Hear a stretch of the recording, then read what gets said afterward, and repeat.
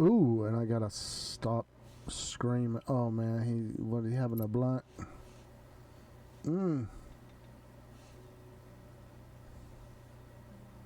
No, he's not there, man. Chef Lajos is like squad power 7,005. Lord, yo.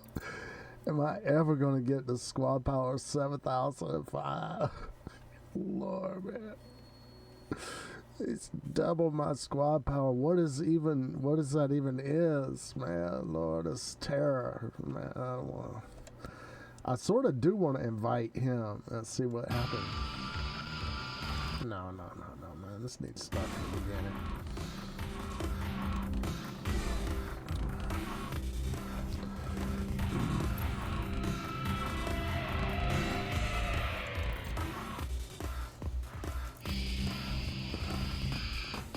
Man, why you had to drop on me? And he went offline. You know he got something going on. That's what happened behind me. Oh shit, man! I need me a blunt break.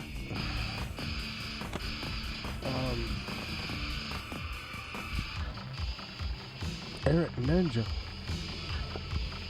I don't even know who that even is.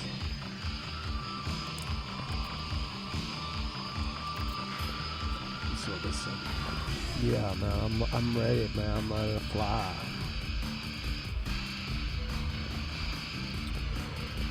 All right, let's see. In 15 minutes early, I can't make it on time. I keep on trying and trying.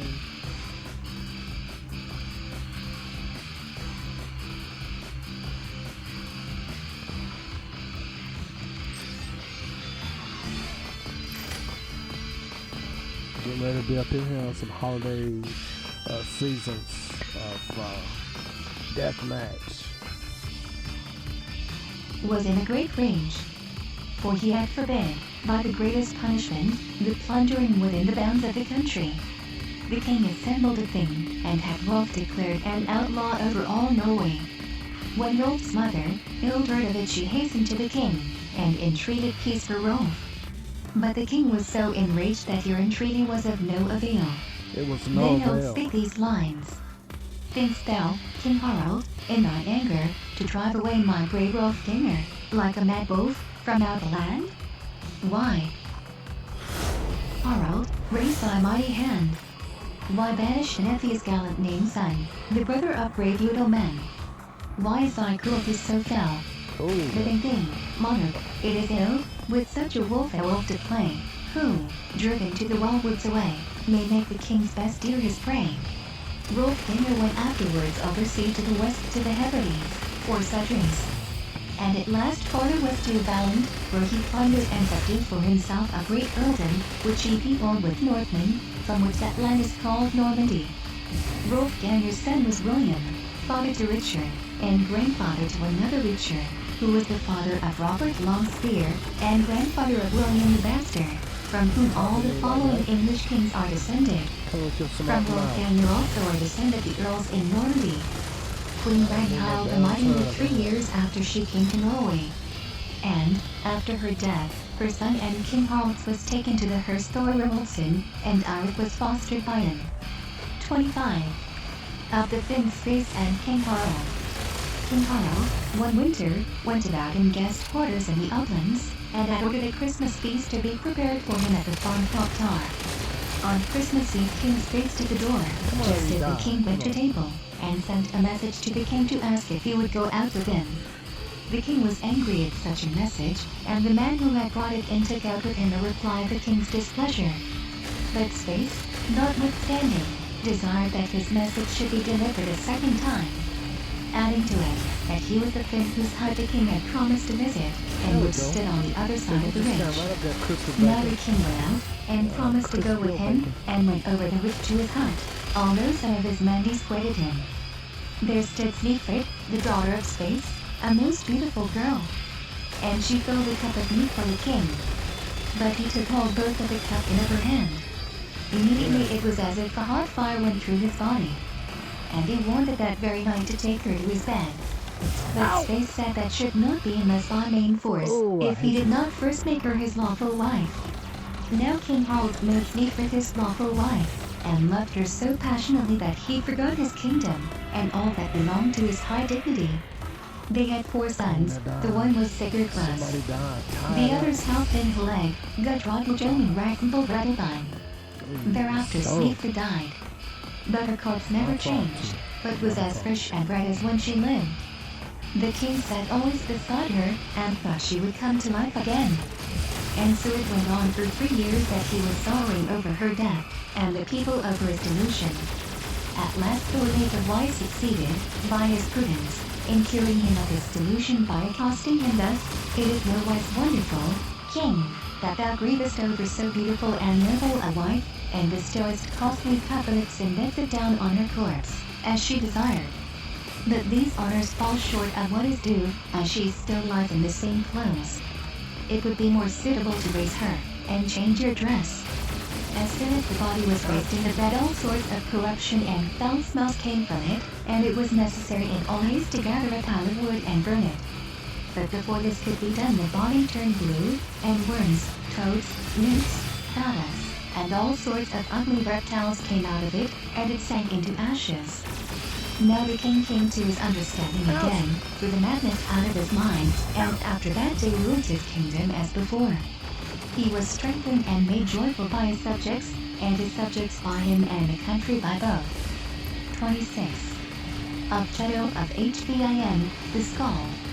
After King Harald had experienced the cunning of the thin woman, he was so angry that he drove from him the sons he had with her, and would not suffer them before his eyes. But one of them, Gudrod Ljom, went to his foster father Cheto of Hvin, and asked him to go to the king, who was then in the uplands. For Cheto was a great friend of the king. And so they went, and came to the king's house late in the evening, and sat down together unnoticed near the door. The king walked up and down the floor, casting his eye along the benches. For he had a feast in the house, and the meat was just mixed. The king then murmured out these lines: "Tell me, ye gray-haired heroes, who have come here to seek repose, wherefore must I so many keep, of such a set, who, one and all, right dearly love their souls to steep, from morn till night, in the mead bowl?" Then Cheto replies: "A certain wealthy chief, I think, would gladly have had more to drink, with him, upon one bloody day, when crowns were cracked in our sword play." Cheto then took off his hat, and the king recognized him, and gave him a friendly reception. Cheto then begged the king not to cast off his sons, for they would with great pleasure have taken a better family descent upon the mother's side, if the king had given it to them. The king assented, and told him to take Gudrod with him as formerly. And he sent Halfdan and Sigurd to Ingereik, and Ragnvald to Hadaland, and all was done as the king ordered. They grew up to be very clever men, very expert in all exercises. In these times King Harald sat in peace in the land, and the land enjoyed quietness and good crops. 27. Of Earl Thorfinnur's obtaining Orkney. When Earl Ragnvald and Mor heard of the death of his brother Earl Sigurd, and that the Vikings were in possession of the country, he sent his son Alad westward, who took the title of Earl to begin with, and had many men at arms with him. When he arrived at the Orkney Islands, he established himself in the country. But both in harvest, winter, and spring, the Vikings cruised about the isles, plundering the headlands, and committing depredations on the coast. Then Earl Haled grew tired of the business, resigned his earldom, took up again his rights as an allodial owner, and afterwards returned eastward into Norway. When Earl Ragnvald heard of this, he was well pleased with Haled, and said his son were very unlike their ancestors. Then said Einar, "I have enjoyed but little honor among you, and have little affection here to lose. Now if you will give me force enough, I will go west to the islands, and promise you what at any rate will please you, that you shall never see me again." Earl Ragnvald replied, that he would be glad if he never came back. "For there is little hope," said he, "that thou wilt ever be in honor to thy friends, as all thy kin on thy mother's side are born slaves." Earl Ragnvald gave Einar a vessel completely equipped, and he sailed with it into the West Sea in harvest. When he came to the Orkney Isles, 2 Vikings, Thor Truskip and Count Skurfa, were in his way with 2 vessels. He attacked them instantly, gained the battle, and slew the 2 Vikings. Then this was sung. Then gave he Trisket to the trolls, Thorfinnr slew Sturfa. He was called Thorfinnr, because he cut peat for fuel, there being no firewood, as in Orkney there are no woods. He afterwards was earl over the islands, and was a mighty man. He was ugly, and blind of an eye, yet very sharp-sighted withal. 28. King Eirik Amundsen's death. Duke Guthorm dwelled principally at Tunsberg, and governed the whole of Viken when the king was not there. He defended the land, which, at that time, was much plundered by the Vikings. There were disturbances also up in Gotland as long as King Eirik Amundsen lived. But he died when King Harald Hardbreaker had been 10 years king of all Norway. 29. Guthorm's death in Tunsberg. After Eirik, his son Bjorn was king of Svitland for 50 years. He was father of Eirik the Victorious, and of Olaf the father of Sturla. Guthorm died on a bed of sickness at Tunsberg, and King Harald gave his son Guthorm the government of that part of his dominions and made him chief of it. 30. Earl Ragnvald burned in his house. When King Harald was 40 years of age, many of his sons were well advanced, and indeed they all came early to strength and manhood. And now they began to take it ill that the king would not give them any part of the kingdom, but put earls into every district. For they thought earls were of inferior birth to them.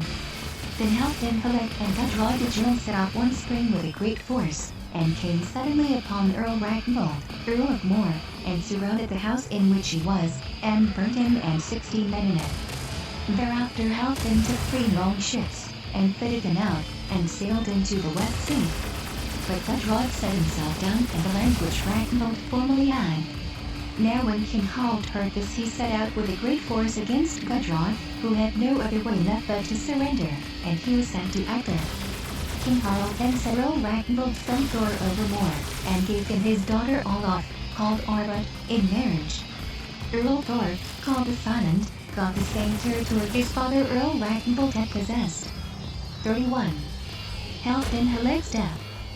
Halfdan Halek came very unexpectedly to Orkney, and Earl Einar immediately fled. But came back soon after about harvest time, unnoticed by Halfdan. They met, and after a short battle Halfdan fled the same night. Einar and his men lay all night without tents, and when it was light in the morning they searched the whole island and killed every man they could lay hold of. Then Einar said, "What is it I see upon the Isle of Renanti? Is it a man or a bird? Sometimes it raises itself up, and sometimes lies down again." They went to it, and found it was Halfdan Halek, and took him prisoner. Earl Einar sang the following song the evening before he went into this battle. Where is the spear of Olaf? Where is Hrothgar's bloody spear? I see them not. Yet never fear, for Einar will not vengeance spare against his father's murderers, though Rolog and Rolf are somewhat slow, and silent Thor sits at dreams, at home, beside the Meadbowl streams. Thereafter Earl Einar went up to Halfdan, and cut a spread eagle upon his back, by striking his sword through his back into his belly, dividing his ribs from the backbone down to his loins, and tearing out his lungs. And so Halfdan was killed. Einar then sang, "For Ragnvald's death my sword is red, of vengeance it cannot be said, that Einar's share is left unsed." So now, brave boys, let's raise a mound, heap stones and gravel on the ground, over Halfdan's corpse. This is the way we Norsemen our scant duties pay. Then Earl Einar took possession of the Orkney Isles as before. Now when these tidings came to Norway, Halfdan's brothers took it much to heart, and thought that his death demanded vengeance. And many were of the same opinion. When Einar heard this, he sang, "Many a stout Udal man, I know, has cause to wish my head laid low.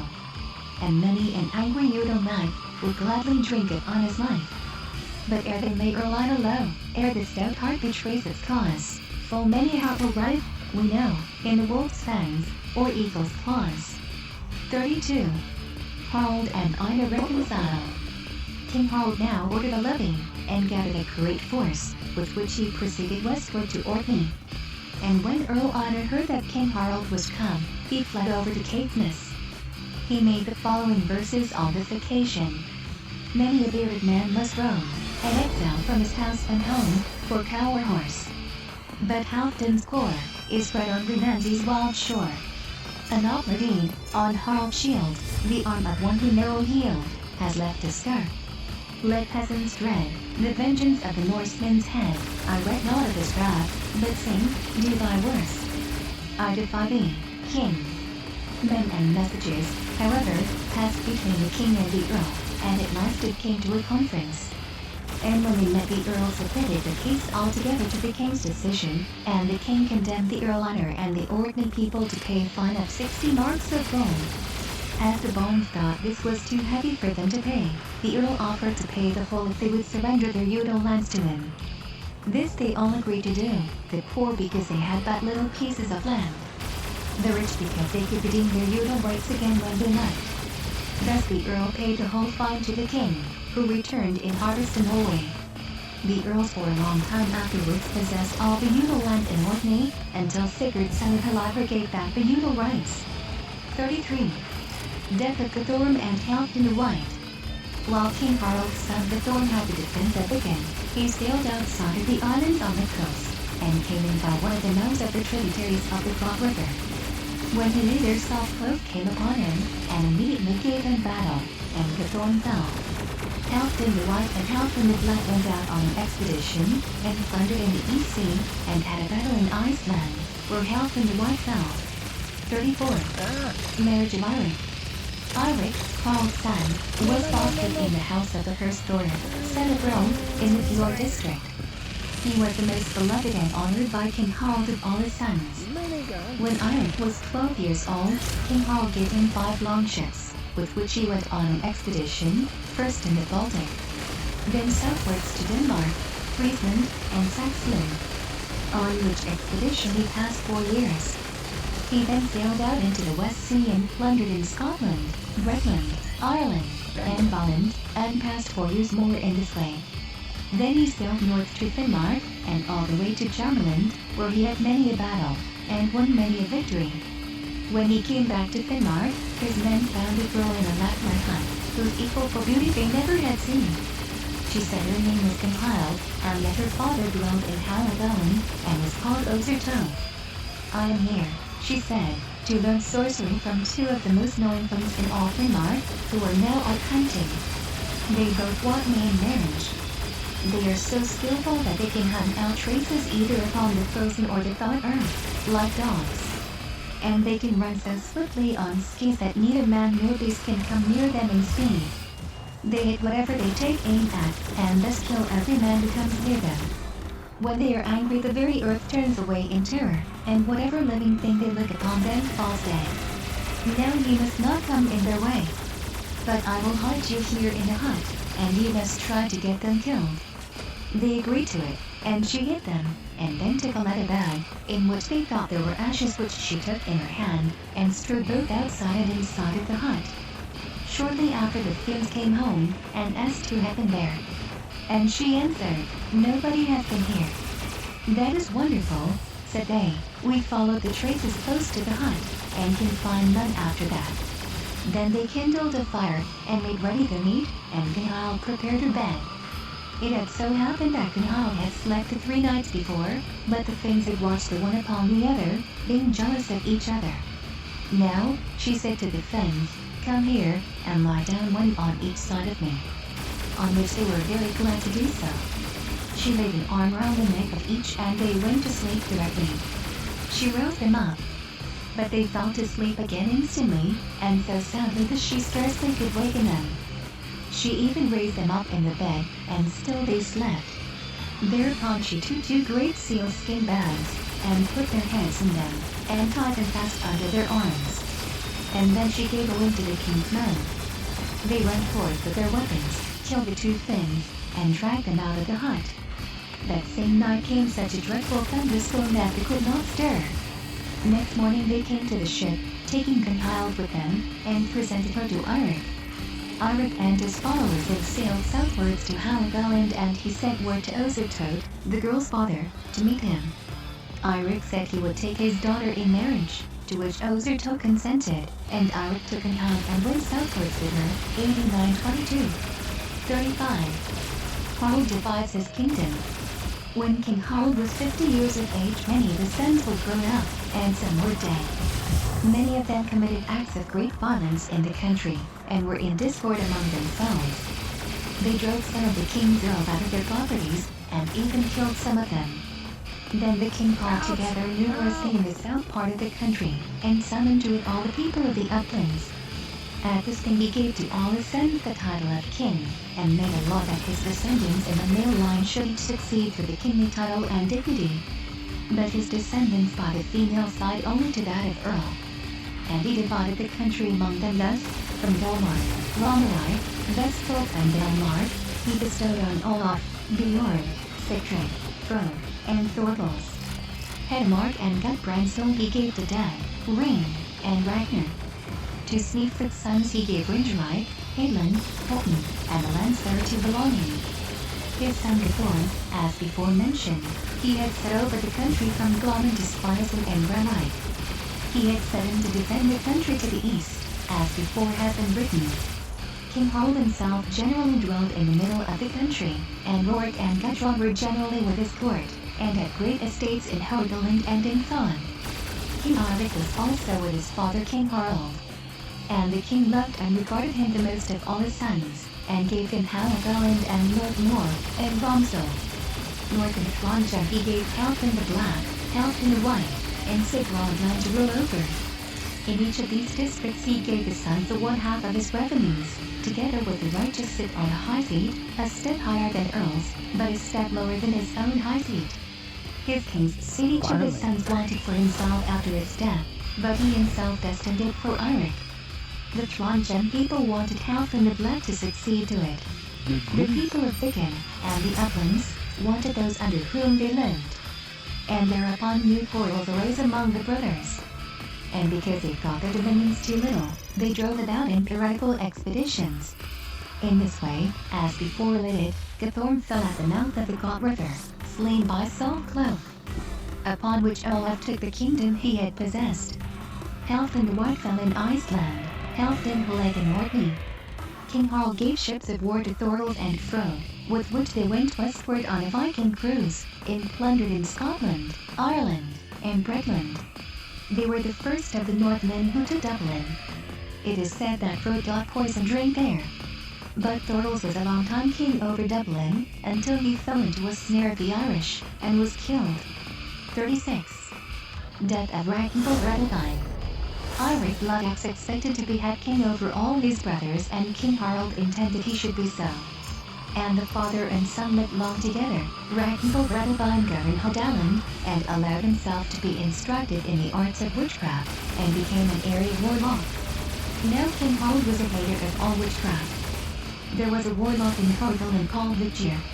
And when the king sent a message to him that he should give up his art of witchcraft, he replied in this verse: "The danger surely is not great, from wizards born of mean estate, when Harald's son in Haland, King Ragnvald, to the art lays hand."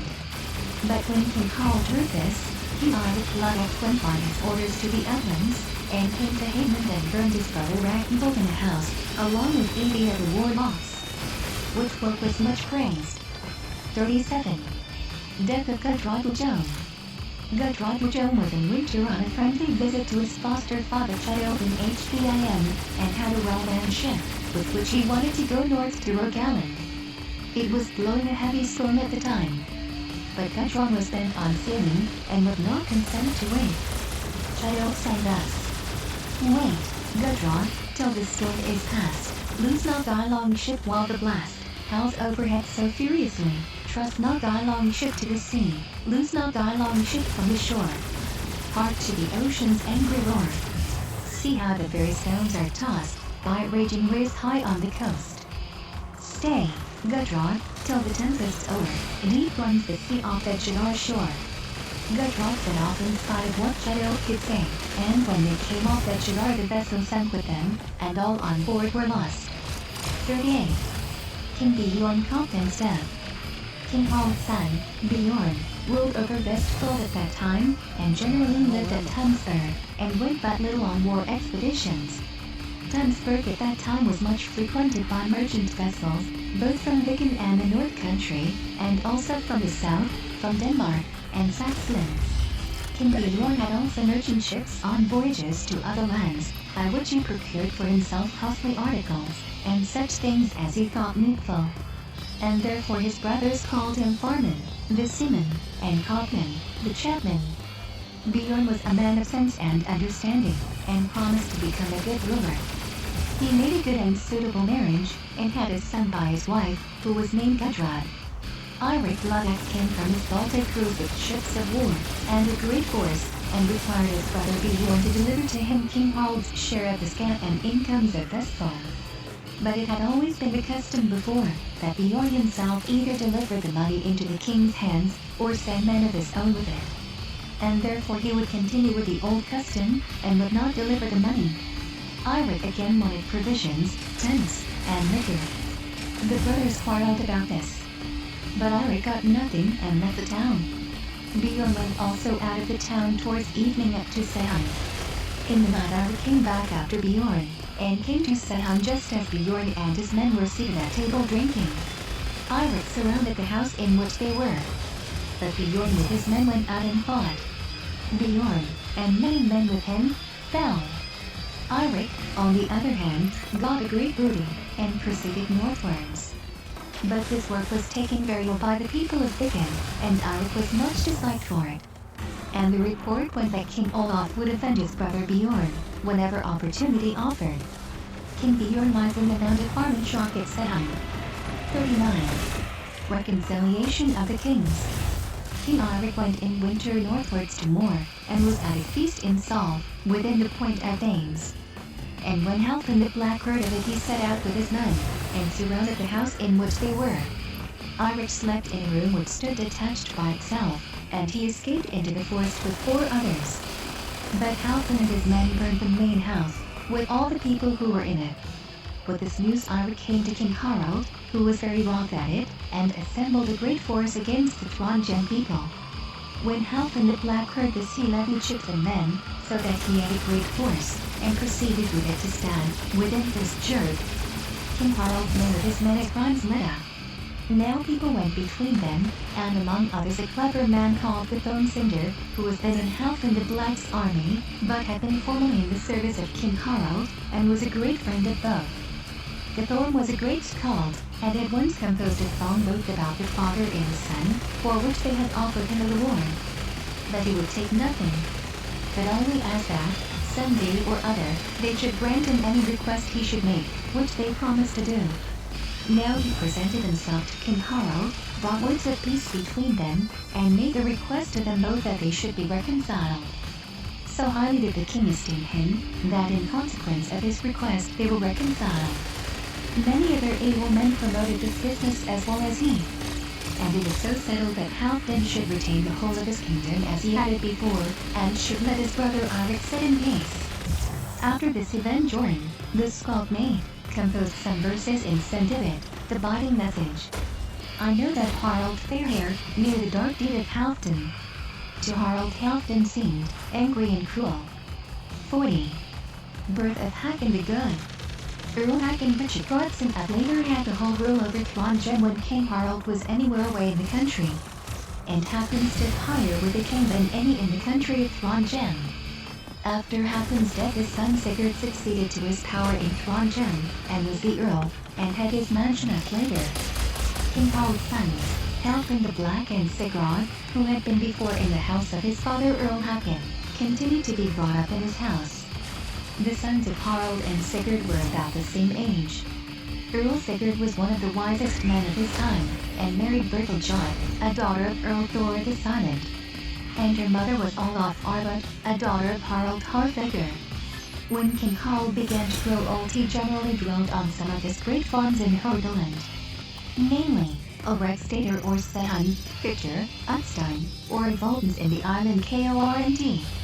When Harald was 70 years of age he begat a son with a girl called Thormosterstein, because her family came from Moster. She was descended from good people, being connected with Care, Laxon, of Hordaland, and was moreover a very stout and remarkably handsome girl. She was called the king's servant girl. For at that time many were subject to service to the king who were of good birth, both men and women.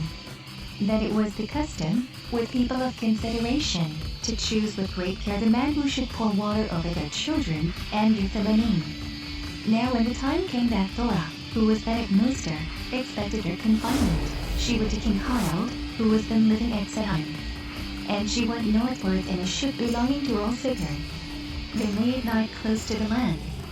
And their Thora brought forth a child upon the land, up among the rocks, close to the ship's gangway, and it was a man-child. Earl Sigurd poured water over him, and called him Hakon, after his own father, Hakon Earl of Lader. The boy soon grew handsome, large in size, and very like his father King Harald.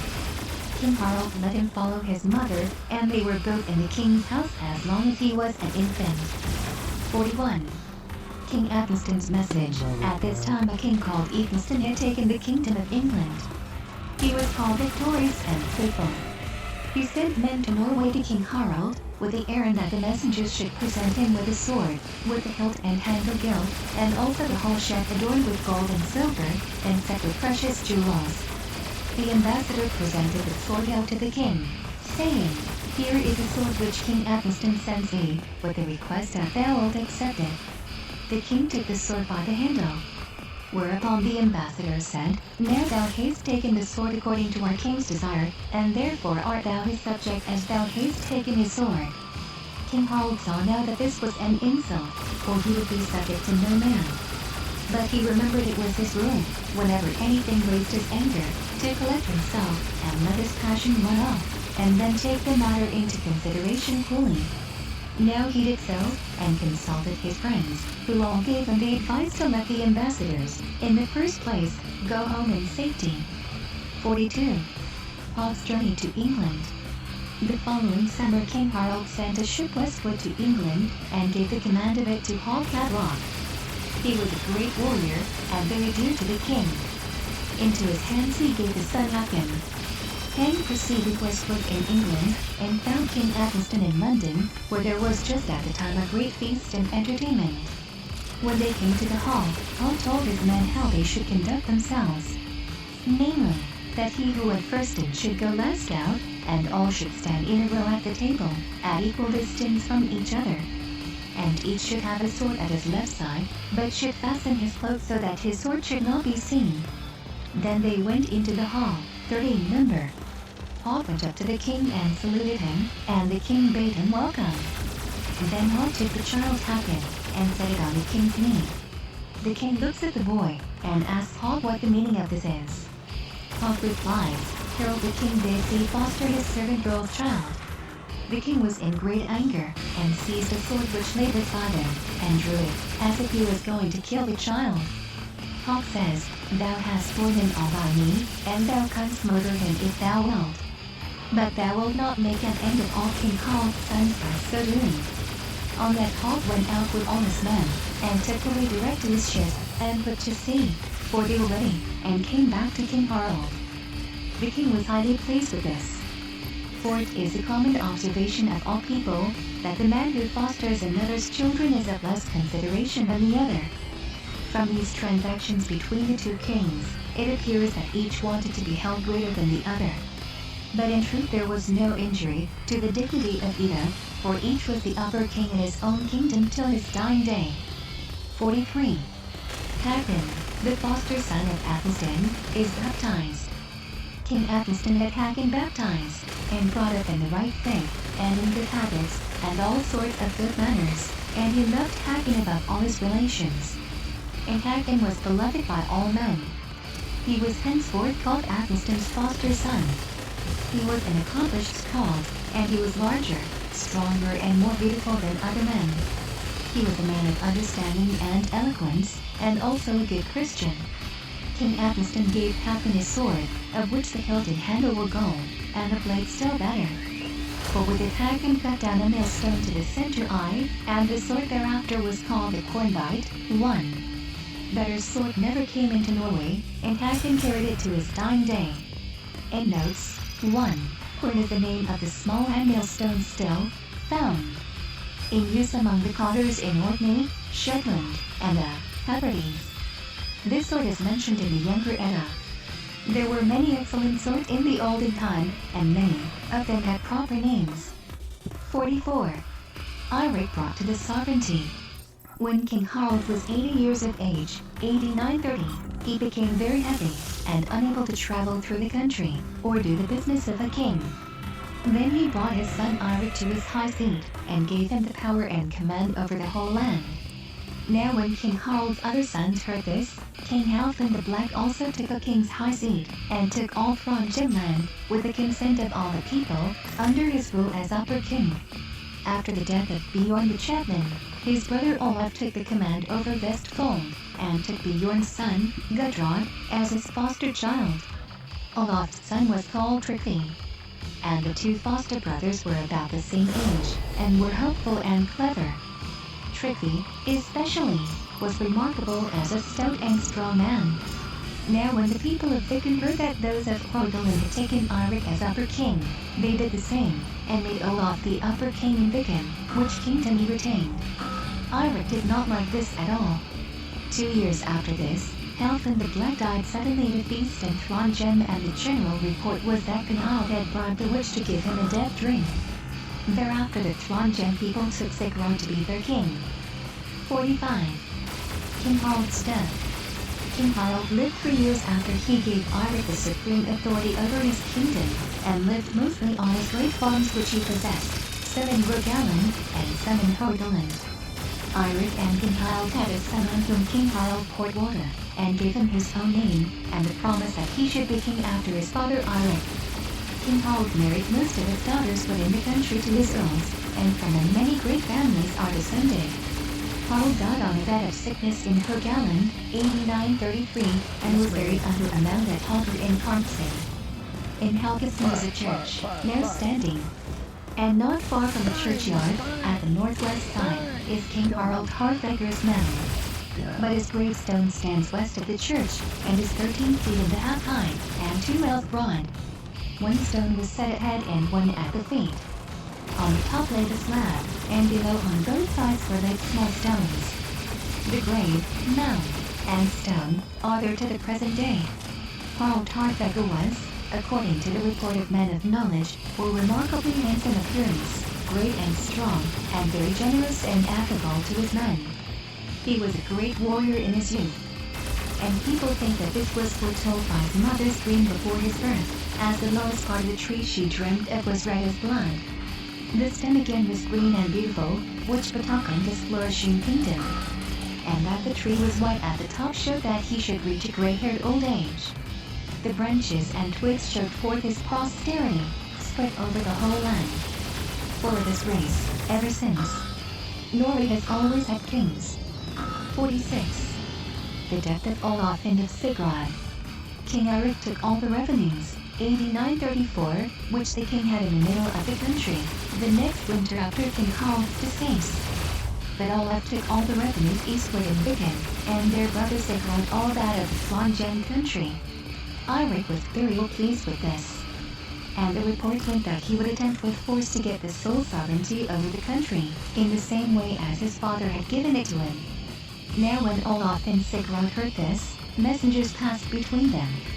And after appointing a meeting place, Sigurd went eastward in spring to Viken, and he and his brother Olaf met at Tonsberg, and remained there a while. This same spring, 8934, King Eirik levied a great force, and ships and steered towards Viken. He got such a strong steady gale that he sailed night and day, and came faster than the news of him. When he came to Tonsberg, Olaf and Sigurd, with their forces, went out of the town a little eastward to a ridge, where they drew up their men in battle order. But as Eirik had many more than he won the battle, both brothers, Olaf and Sigurd, fell there, and both their great mounds are upon the ridge where they fell. Then King Eirik went through Viken, and subdued it, and remained far into summer. Gudrod and Tryggvi fled to the uplands. Eirik was a stout handsome man, strong, and very manly, a great and fortunate man of war. But bad-minded, gruff, unfriendly, and silent.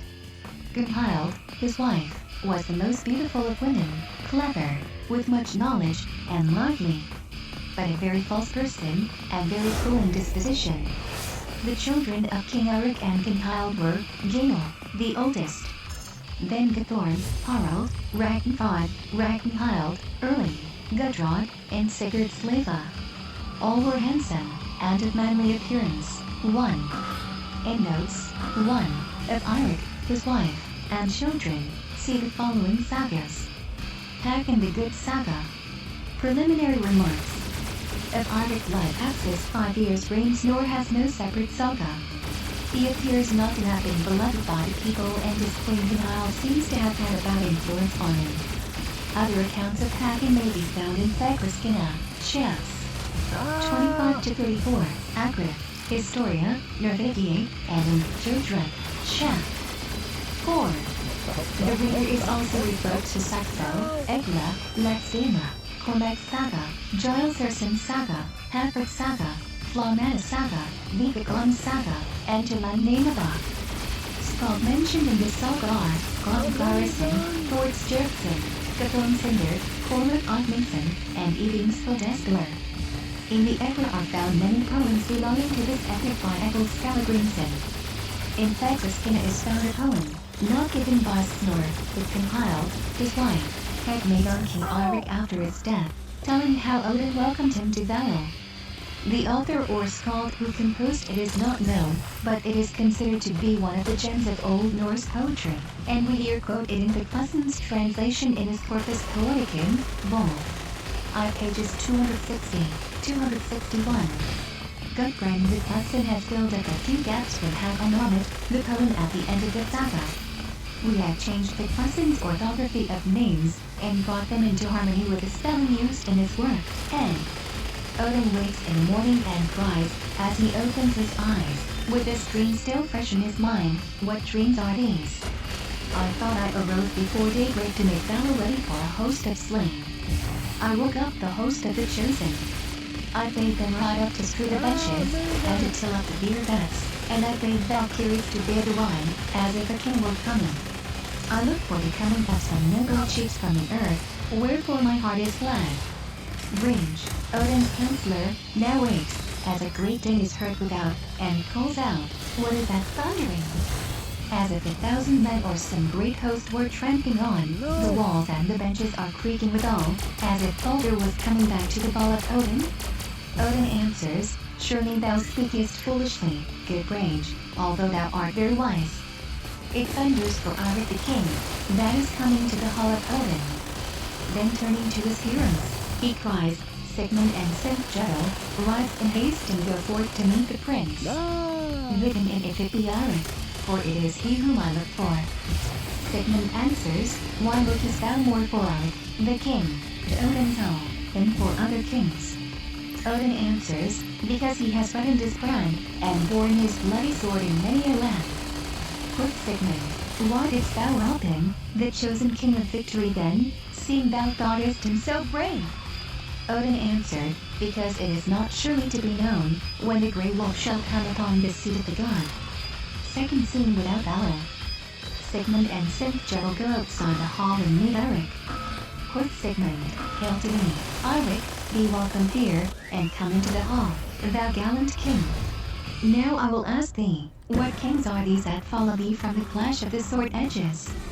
Eirik answers, they are 5 kings. I will tell thee all their names. I myself am the 6th, the names followed in the song, whereof the rest is lost. Fagraskina says Hakonarma was the model of this poem. 1. Hakan chosen king. Hakan, Athelstan's foster son, was in England at the time, AD 934, he heard of his father King Harald's death, and he immediately made himself ready to depart. King Athelstan gave him men, and a choice of good ships, and fitted him out for his journey most excellently. In harvest time he came to Norway, where he heard of the death of his brothers, and that King Eirik was then in Viken. Then Hakan sailed northwards to Trondheim, where he went to Sigurd Earl of Hlader, who was the ablest man in Norway. He gave Hakan a good reception, and they made a league with each other, by which Hakan promised great power to Sigurd if he was made king. They assembled then a numerous thing, and Sigurd the Earl recommended Hakon's cause to the thing, and proposed him to the bonds as king. Then Hakan himself stood up and spoke. and the people said to each other, two and two, as they heard him, Harold Harfaker is come again, grown and young. The beginning of Hakon's speech was that he offered himself to the bonds as king, and desired from them the title of king, and aid and forces to defend the kingdom. He promised, on the other hand, to make all the bonds equal holders, and give every man equal rights to the land he lived on. This speech met such joyful applause, that the whole public cried and shouted that they would take him to be king. And so it was that the Trondheim people took Hakon, who was then 15 years old, for king. And he took the court or bodyguard, and servants, and proceeded through the country. The news reached the uplands that the people in Trondheim had taken to themselves a king, who in every respect was like King Harald Harfaker, with the difference that Harald had made all the people of the land vassals and unfree. But this Hakon wished well to every man, and offered the bonds to give them their feudal rights again, which Harald had taken from them. All were rejoiced at this news, and it passed from mouth to mouth, it flew, like fire in dry grass, through the whole land, and eastward to the land's end. Many bonds came from the uplands to meet King Hakon. Some sent messengers, some tokens, and all to the same effect, that his mandate would be, and the king received all thankfully. 2. King Hakon's progress through the country. Early in winter, 935, the king went to the uplands, and summoned the people to a thing. And there streamed all to him who could come. He was proclaimed king of everything.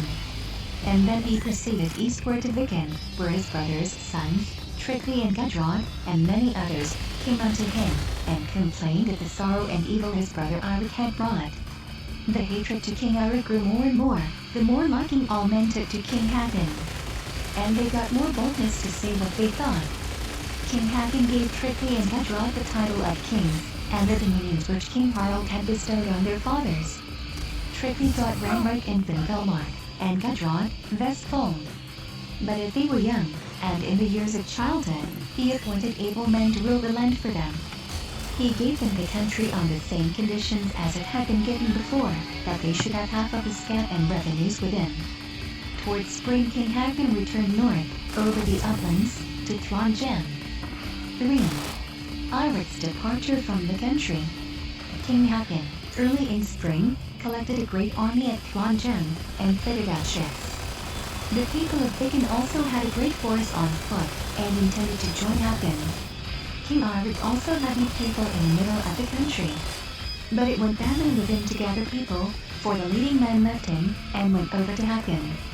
As he saw himself not nearly strong enough to oppose Hakon, he sailed, AD 935, out of the West Sea with such men as would follow him. He first sailed to Orkney, and took many people with him from that country, and then went south towards England, plundering in Scotland, and in the north parts of England, wherever he could land. Athelstan, the king of England, sent a message to Eirik, offering him dominions under him in England, saying that King Harald his father was a good friend of King Athelstan, and therefore he would do kindly towards his sons. Messengers passed between the two kings, and it came to an agreement that King Eirik should take Northumberland as a fief from King Athelstan, and which land he should defend against the Danes or other Vikings. Eirik should let himself be baptized, together with his wife and children, and all the people who had followed him. Eirik accepted this offer, and was baptized, and adopted the right faith. Northumberland is called a fifth part of England. Eirik had his residence at York, where Lot was sons. It was said, had formerly been, and Northumberland was principally inhabited by Northmen. Since Rodward's sons had taken the country, Danes and Northmen often plundered there, when the power of the land was out of their hands.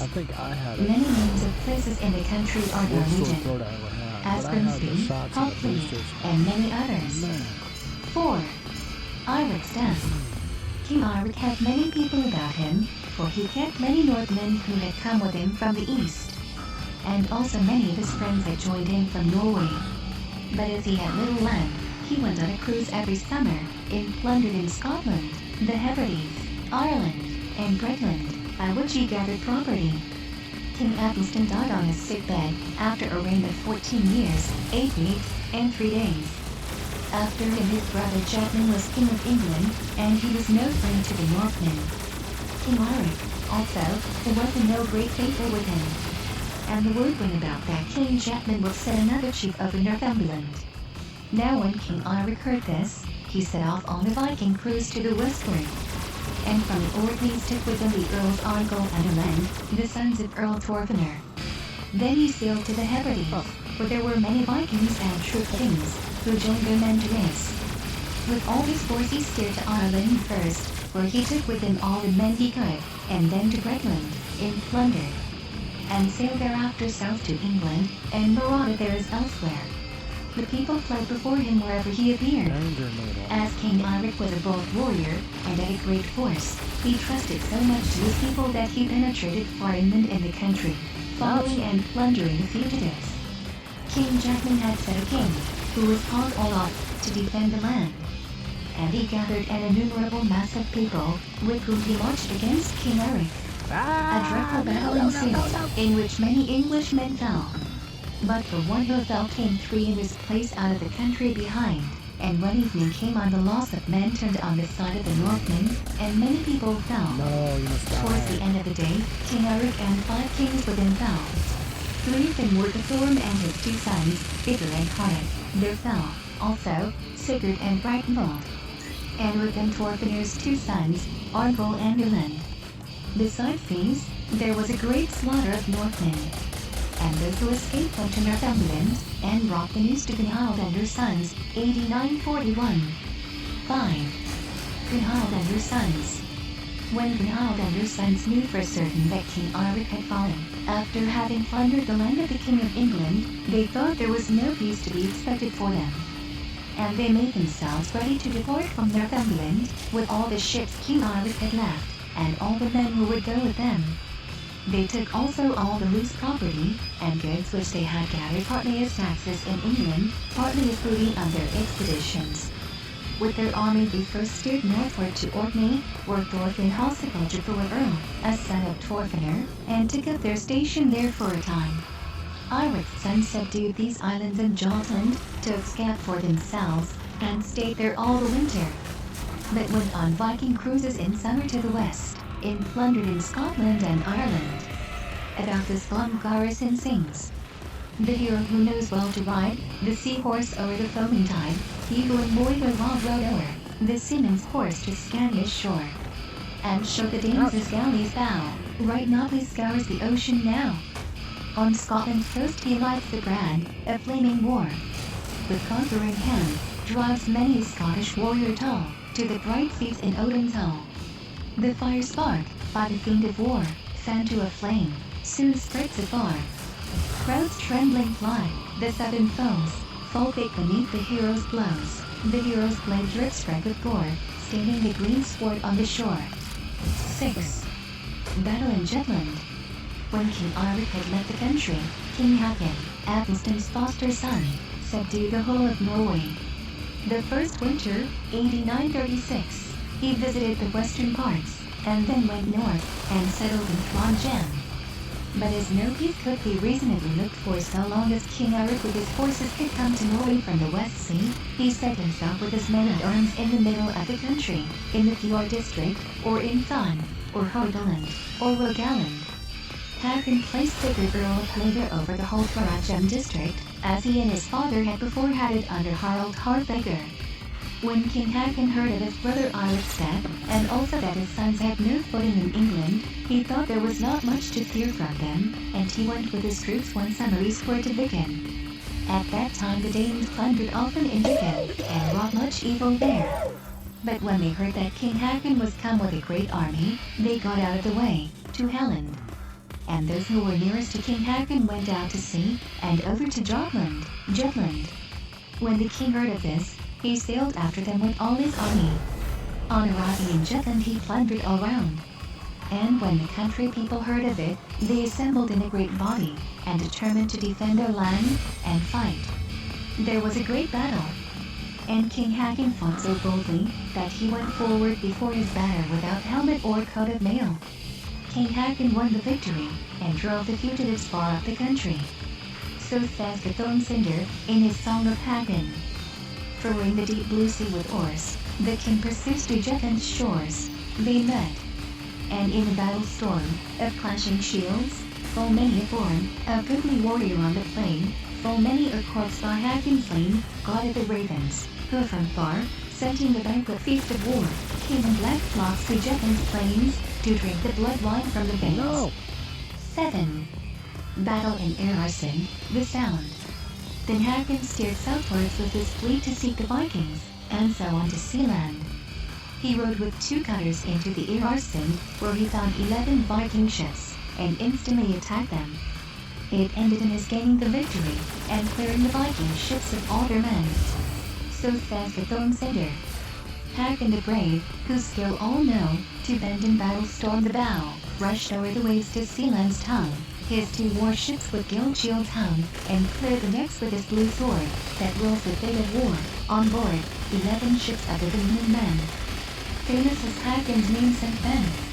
8. King Hagen's expedition to Denmark.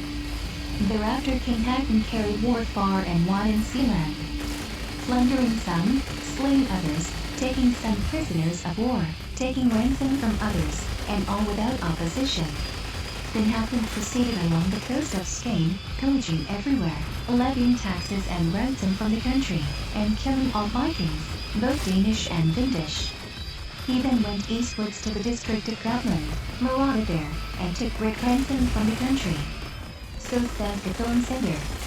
Hagen, amid the battle shock, stands like a firmly rooted oak, subdued all Sealand with a sword, from the Vikings the seaboard of Scania swept, and, with the shields of Odin clad, made Gotland yield a ransom of the ruddy gold, which Hagen to his war men bold, gave with free hand, who in his feud, against the arrow storm had stood. King Hagen returned back in autumn with his army and the men's booty, and remained all the winter, AD 946, in Viken to defend it against the Danes and Gotlanders, if they should attack it. 9. Of King Trygve. In the same winter King Trygve Olafsson returned from a Viking cruise in the West Sea, having before ravaged in Ireland and Scotland. In spring, AD 946, King Hagen went north, and set his brother's son, King Trygve, over Viken to defend that country against enemies. He gave him also in property all that he could reconquer of the country in Denmark, which the summer before King Hagen had subjected to payment of scat to him. So says the Thorn. King Hagen, whose sharp sword dyes red, the bright steel cap on many a head, has set a warrior brave and stout, the foreign foeman to keep out, to keep that green land safe from war, which Black Knight bore to dwarf air. 1. From many a call whose traits to wield, the battle axe, and swing the shield, on the Swan's ocean skates has come, in white-winged ships, across the foam, across the sea, from far Ireland, to war against the Norsemen's land. Endnotes. 1. The dwarf Anna was the husband of Night, and Earth was their daughter. L. 10. Of King Harald's sons. King Harald Gormson ruled over Denmark at that time. He took it much amiss that King Hagen had made war in his dominions, and the report went that he would take revenge. But this did not take place so soon. When King Harald and his sons heard there was enmity between Denmark and Norway, they began to turn their course from the west. They married King Eirik's daughter, Ragnhild, to Arnfinn, a son of Thorfinn Hosakaldjupr. And as soon as Eirik's sons went away, Thorfinn took the earldom again over the Orkney Islands. Gamel Eiriksson was somewhat older than the other brothers, but still he was not a grown man. When King Harald and her sons came from the westward to Denmark, they were well received by King Harald. He gave them great fiefs in his kingdom, so that they could maintain themselves and their men very well. He also took Harald Eriksson to be his foster son, set him on his knee, and thereafter he was brought up at the Danish king's court. Some of Erik's sons went out on Viking expeditions as soon as they were old enough, and gathered property, ravaging all around in the East Sea. They grew up quickly to be handsome men, and far beyond their use in strength and perfection. Gon Garrison tells of one of them in the Grafell song. I've heard that, on the Eastland coast, great victories were won and lost. The king, whose hand is ever graced, with giftest cause, his banner prince, on, and still on. While, midst the play, of swords, sung sharp as good swords sway, as strong in arm as free of gold, he thinned the ranks of warriors old. Then Eirik's sons turned northwards with their troops to Viken and Maradabir. But King Tryggvi kept troops on foot with which he met them, and they had many a battle, in which the victory was sometimes on one side, and sometimes on the other. Sometimes Eirik's sons plundered in Viken, and sometimes Tryggvi in Sealand and Aland. 11. King Haakon as a lawgiver. As long as Haakon was king in Norway, there was good peace between the bonds and merchants, so that none did harm either to the life or goods of the other. Good seasons also there were, both by sea and land. King Haakon was of a remarkably cheerful disposition, clever in words, and very condescending. He was a man of great understanding also, and bestowed attention on law-giving. He gave out the Gulathing's laws on the advice of Thorleif Spake, the wise. Also the Frostathing's laws on the advice of Earl Sigurd, and of other Trondhjem men of wisdom. Eadsivathing laws were first established in the country by Halfdan the Black, as has before been written. 12. The birth of Earl Haakon the Great. King Haakon kept Yule at Trondhjem, and Earl Sigurd had made a feast for him at Hlægr. The night of the first day of Yule, the Earl's wife, Bertiljoy, was brought to bed of a boy child, which afterwards King Haakon poured water over, and gave him his own name. The boy grew up, and became in his day a mighty and able man, and was Earl after his father, who was King Haakon's dearest friend. 13. Of Eystein the Bad. Eystein, a king of the uplands, whom some called the Great, and some the Bad, once on a time made war in Trondhjem, and subdued in a district in Sparbika district, and set his own son Onund over them. But the Trondhjem people killed him. Then King Eystein made another inroad into Trondhjem, and ravaged the land far and wide, and subdued it. He then offered the people either his slave, who was called Thorfax, or his dog, whose name was Thor, to be their king. They preferred the dog, as they thought they would sooner get rid of him. Now the dog was, by witchcraft, gifted with 3 men's wisdom. And when he barked, he spoke one word and barked too. A collar and chain of gold and silver were made for him, and his courtiers carried him on their shoulders when the weather or ways were foul. A throne was erected for him, and he sat upon a high place, as kings are used to sit. He dwelt on the Isle, and had his mansion in the place now called Torshag. It is told that the occasion of his death was that the wolves one day broke into his fold, and his courtiers stirred him up to defend his cattle. But when he ran down from his mount and attacked the wolves, they tore him into pieces. Many other extraordinary things were done by this King Eystein against the Trondhjem people, and in consequence of this persecution and trouble, many chiefs and people fled and left their Udal properties. 14. Jemtaland and Helsingjaland. Ketiljem, a son of Earl Onund of Sparbu, went eastward across the mountain ridge, and with him a great multitude, who took all their farm stock and goods with them. They cleared the woods, and established large farms, and settled the country afterwards called Jemtaland. Thor Helsing, Ketil's grandson, on account of a murder, ran away from Jemtaland and fled eastward through the forest, and settled there. Many people followed, and that country, which extends eastward down to the seacoast, was called Helsingjaland, and its eastern parts are inhabited by Swedes. Now when Harald Harfager took possession of the whole country, many people fled before him, both people of Trondhjem and of the Mydal districts. And thus new settlers came to Jemtaland, and some all the way to Helsingjaland. The Helsingjaland people traveled into Svipeg for their merchandise, and thus become altogether subjects of that country. The Jemtaland people, again, were in a manner between the two countries, and nobody cared about them, until Haakon entered into friendly intercourse with Jemtaland, and made friends of the more powerful people. Then they resorted to him, and promised him obedience and payment of taxes, and became their subjects. For they saw nothing but what was good in him, and being of Norwegian race they would rather stand under his royal authority than under the King of Sweden, and he gave them laws, and rights to their land. All the people of Helsingjaland did the same, that is, all who were of the Norwegian race, from the other side of the great mountain ridge. 15. Haakon spread Christianity. King Haakon was a good Christian when he came to Norway. But as the whole country was heathen, with much heathenish sacrifice, and as many great people, as well as the favor of the common people, were to be conciliated, he resolved to practice his Christianity in private. But he kept Sundays, and the Friday fasts, and some token of the greatest holy days. He made a law that the festival of Yule should begin at the same time as Christian people held it, and that every man, under penalty, should brew a meal of malt into ale, and they would keep the Yule holy as long as it lasted. Before him, the beginning of Yule, or the slaughter night, was the night of midwinter, December 14th, and Yule was kept for 3 days thereafter. It was his intent, as soon as he had set himself fast in the land, and had subjected the whole to his power, to introduce Christianity. He went to work first by enticing to Christianity the men who were dearest to him. And many, out of friendship to him, allowed themselves to be baptized, and some laid aside sacrifices. He dwelt long in the Trondheim district, for the strength of the country lay there.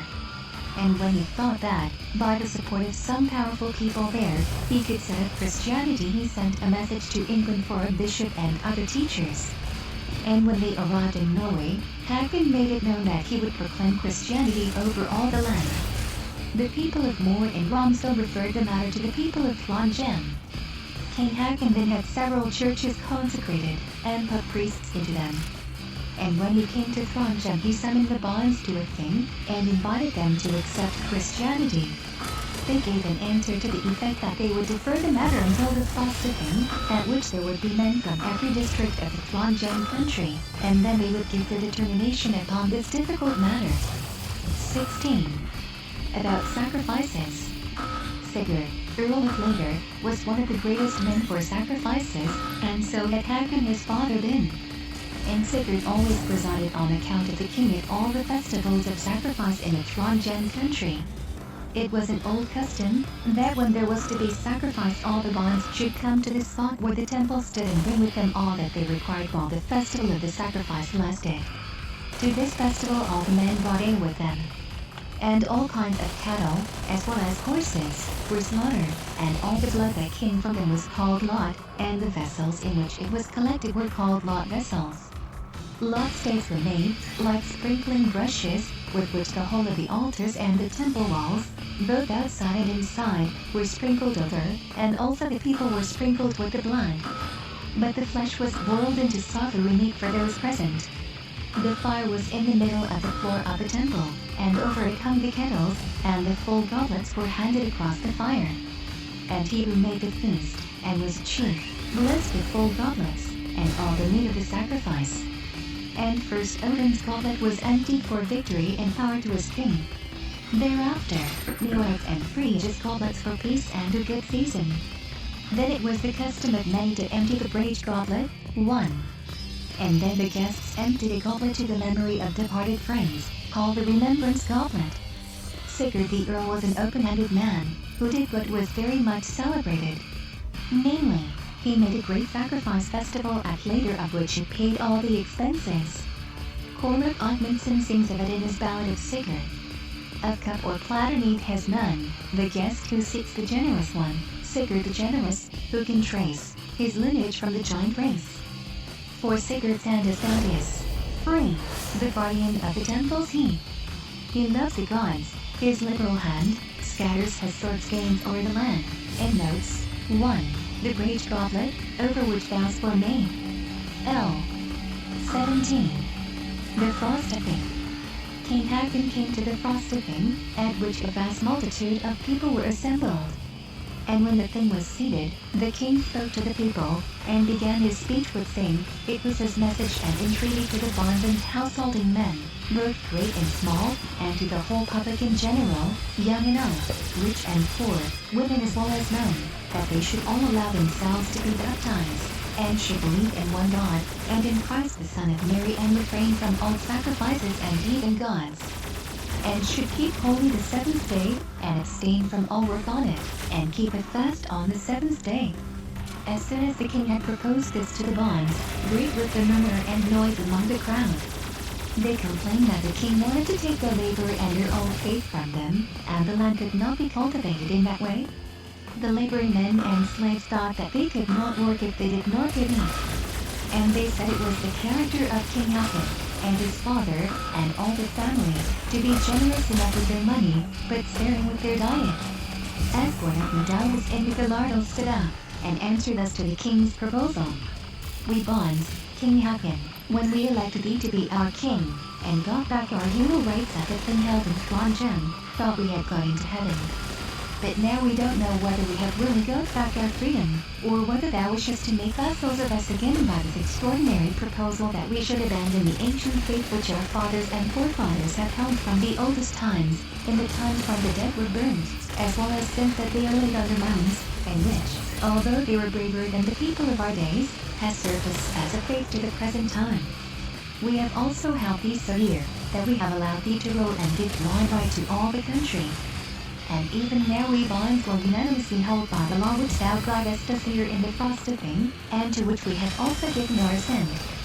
And we will follow thee, and have thee for our king, as long as there is a living man among us bonds here in this thing assembled. But thou, king, must use some moderation towards us, and only require from us such things as we can obey thee in, and are not impossible for us. If, however, thou wilt take up this matter with a high hand, and wilt try thy power and strength against us, we bonds have resolved among ourselves to part with thee, and to take to ourselves some other chief, who will so conduct himself towards us that we can freely and safely enjoy that faith that suits our own inclinations. Now, king, thou must choose one or other of these conditions before the thing is ended. The bonds gave loud applause to this speech, and said it expressed their will, and they would stand or fall by what had been spoken. When silence was again restored, Earl Sigurd said, "It is King Haakon's will to give way to you, the bonds, and never to separate himself from your friendship." The bonds replied that it was the desire that the king should offer a sacrifice for peace and a good year, as his father was wont to do. And thereupon the noise and tumult ceased, and the thing was concluded.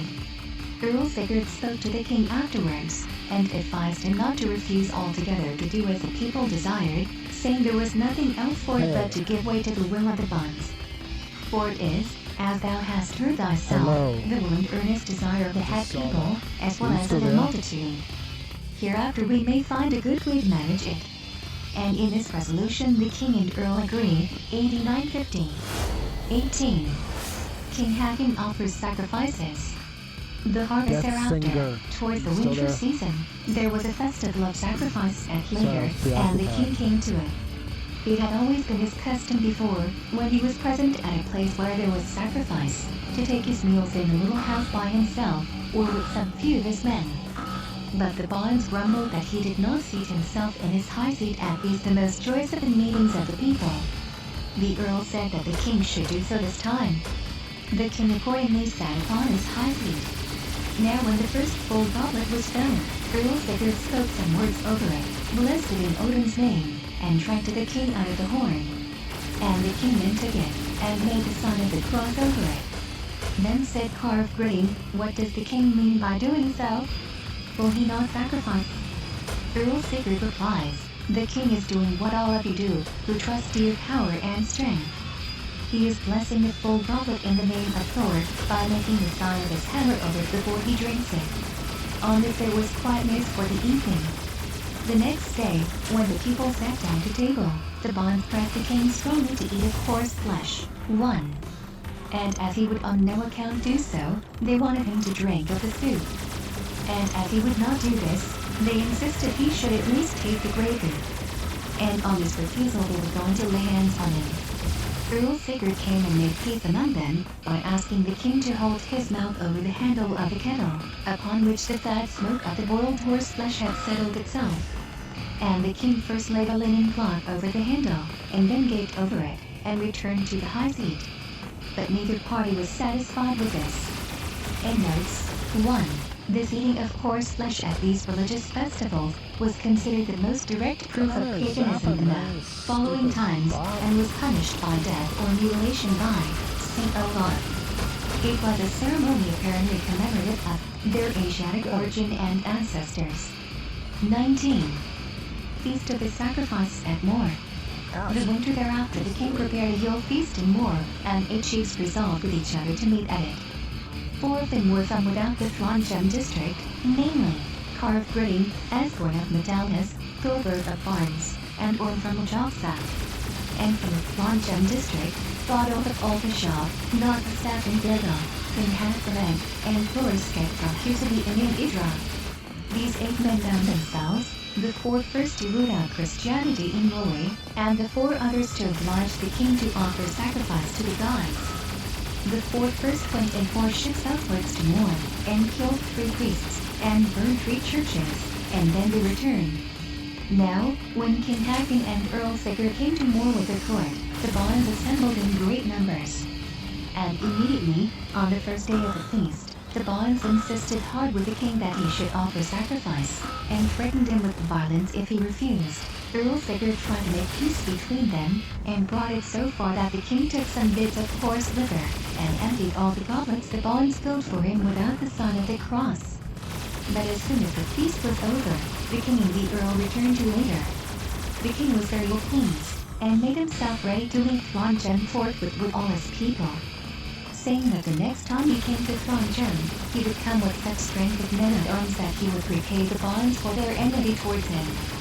Earl Sigurd entreated the king not to take even of the Barons, adding that it was not wise to threaten them, or to make war upon the people within the country, and especially in the Flongem district, where the strength of the land lay. But the king was so enraged that he would not listen to a word from anybody. He went out from Flongem, and proceeded south to Moor, where he remained the rest of the winter, and on to the spring season, AD 950. And when summer came he assembled men, and the report was that he intended with his army to attack the Flongem people. 20. Battle at Athons. But just as the king had embarked with a great force of troops, the news was brought in from the south of the country, that King Eirik's sons had come from Denmark to Viken and had driven King Trygve Olafsson from his ships at Sottings, and then had plundered far and wide around in Viken, and that many had submitted to them. Now when King Haakon heard this news, he thought that help was needed, and he sent word to Earl Sigurd, and to the other chiefs from whom he could expect help, to hasten to his assistance. Sigurd the Earl came accordingly with a great body of men, among whom were all the Flongem people who had set upon him the hardest to offer sacrifice. And all made their peace with the king, by the Earl's persuasion. Now King Haakon sailed south along the coast. And when he came south as far as Stan, he heard that Eirik's sons were come to North Agder. Then they advanced against each other, and met at Kornt.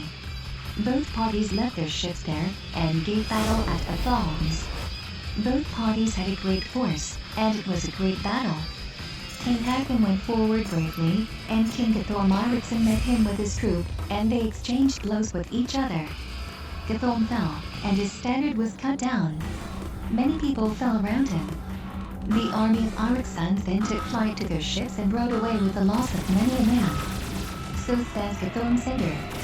The king's voice waked the southern host, who slept beside the wild sea coast, and bade the sound of spear and sword over the battle plain be heard. Where heroes' shields the loudest rang, where loudest was the sword blade's clang, by the seashore at Kornt sound, Haakon fell Guthorm to the ground. Now King Haakon returned to his ships, and pursued compiled sons. And both parties sailed all they could sail, until they came to East Agder, from whence Eirik's sons set out to sea, and southwards for Jutland, AD 950. Guthorm Sigurd speaks of it in his song. And Guthorm's brothers too, who know, so skillfully to bend the bow, the conquering man must also feel, of Haakon, god of the bright steel, the sun god, whose bright rays, a dart, flame-like, are swords that pierce the heart. Well I remember how the king, Haakon, the battle's life in spring, o'er the wide ocean cleared away, Eirik's brave sons. They durst not stay, but round their ship's sides hung their shields, and fled across the blue sea fields. King Haakon returned then northwards to Norway, but Eirik's sons remained a long time in Denmark. 21. King Haakon's laws. King Haakon after this battle made a law, that all inhabited land over the whole country along the sea-coast, and as far back from it as the salmon swims up in the rivers, should be divided into shiprats according to the districts. And it was fixed by law how many ships there should be from each district, and how great each should be, when the whole people were called out on service. For this outfit, the whole inhabitants should be bound whenever a foreign army came to the country. With this came also the order that beacons should be erected upon the hills, so that every man could see from the one to the other. And it is told that a war signal could thus be given in 7 days, from the most southerly beacon to the most northerly beacon in Halagallen. 22. Concerning Eirik's sons. Eirik's sons plundered much on the Baltic coasts and sometimes, as before related, in Norway. But so long as Haakon ruled over Norway there was a general good peace, and good seasons, and he was the most beloved of kings. When Haakon had reigned about 20 years in Norway, AD 954, Eirik's sons came from Denmark with a powerful army, of which a great part consisted of the people who had followed them on their expeditions. But a still greater army of Danes had been placed at their disposal by King Harald Gormson. They sailed with a fair wind from Vendel and came to Aker, and then sailed northwards, night and day, along the coast. But the beacons were not fired, because it had been usual to look for them lighted from the east onwards, and nobody had observed them from the east coast. And besides, King Haakon had set heavy penalties for giving false alarm by lighting the beacons without occasion.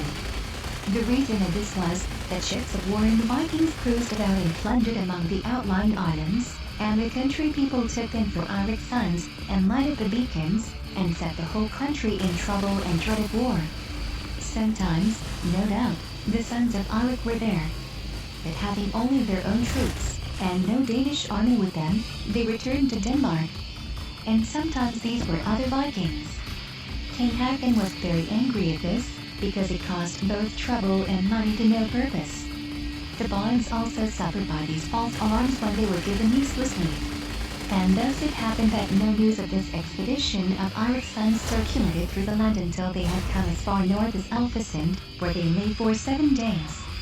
Then spies set off across Iden northwards to Moor. King Haakon was at that time in the island Free, in North Moor, at a place called Berkestrand, where he had a dwelling house, and had no troops with him, only his bodyguard or court, and the neighboring bonds he had invited to his house. 23.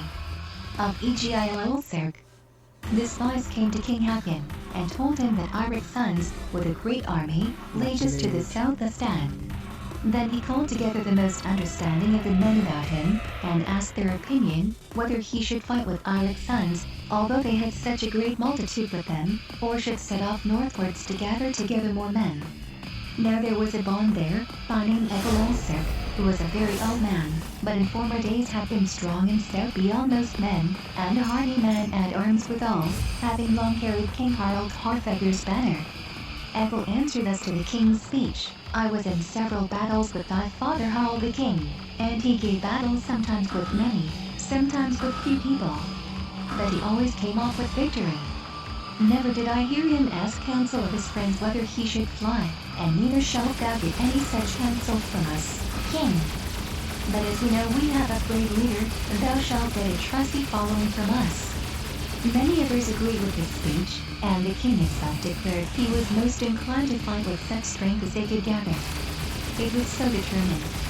The king split up the war arrow, which he sent off in all directions, and by that token a number of men was collected in all haste.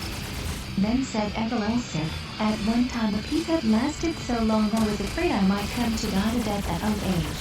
1. Within doors upon the bed of straw, although I would rather fall in battle following my chief.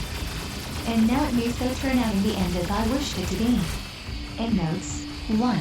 In all the cycles of this pagan time, the died on a bed of sickness is mentioned as a kind of derogatory end of a man, of any celebrity. L. 24. Battle at Fredarbur. Eirik's sons sailed northwards around Stad, as soon as the wind suited. And when they had passed it, and heard where King Haakon was, they sailed to meet him. King Haakon had 9 ships, with which he lay under Fredarbur in Feasting.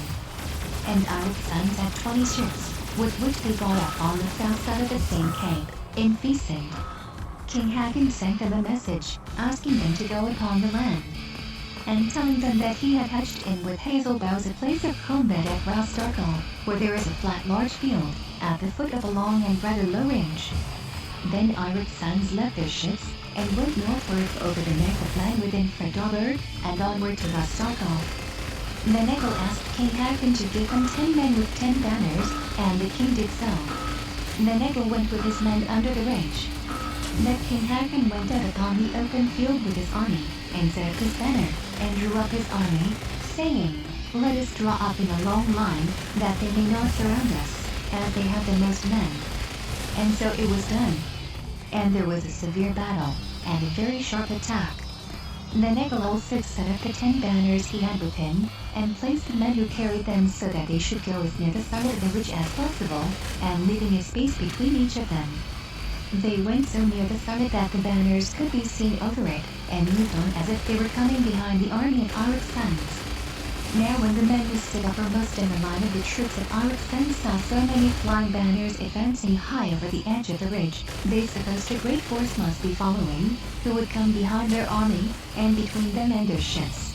They made each other acquainted with what was going on in a loud shout, and the whole took to flight. And when the king saw it, they fled with the rest.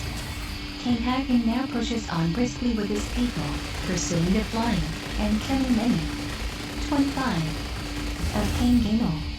When Gamel Eriksson came up the ridge of the hill, he turned round, and he observed that not more people were following than his men had been engaged with already, and he saw it was but a stratagem of war.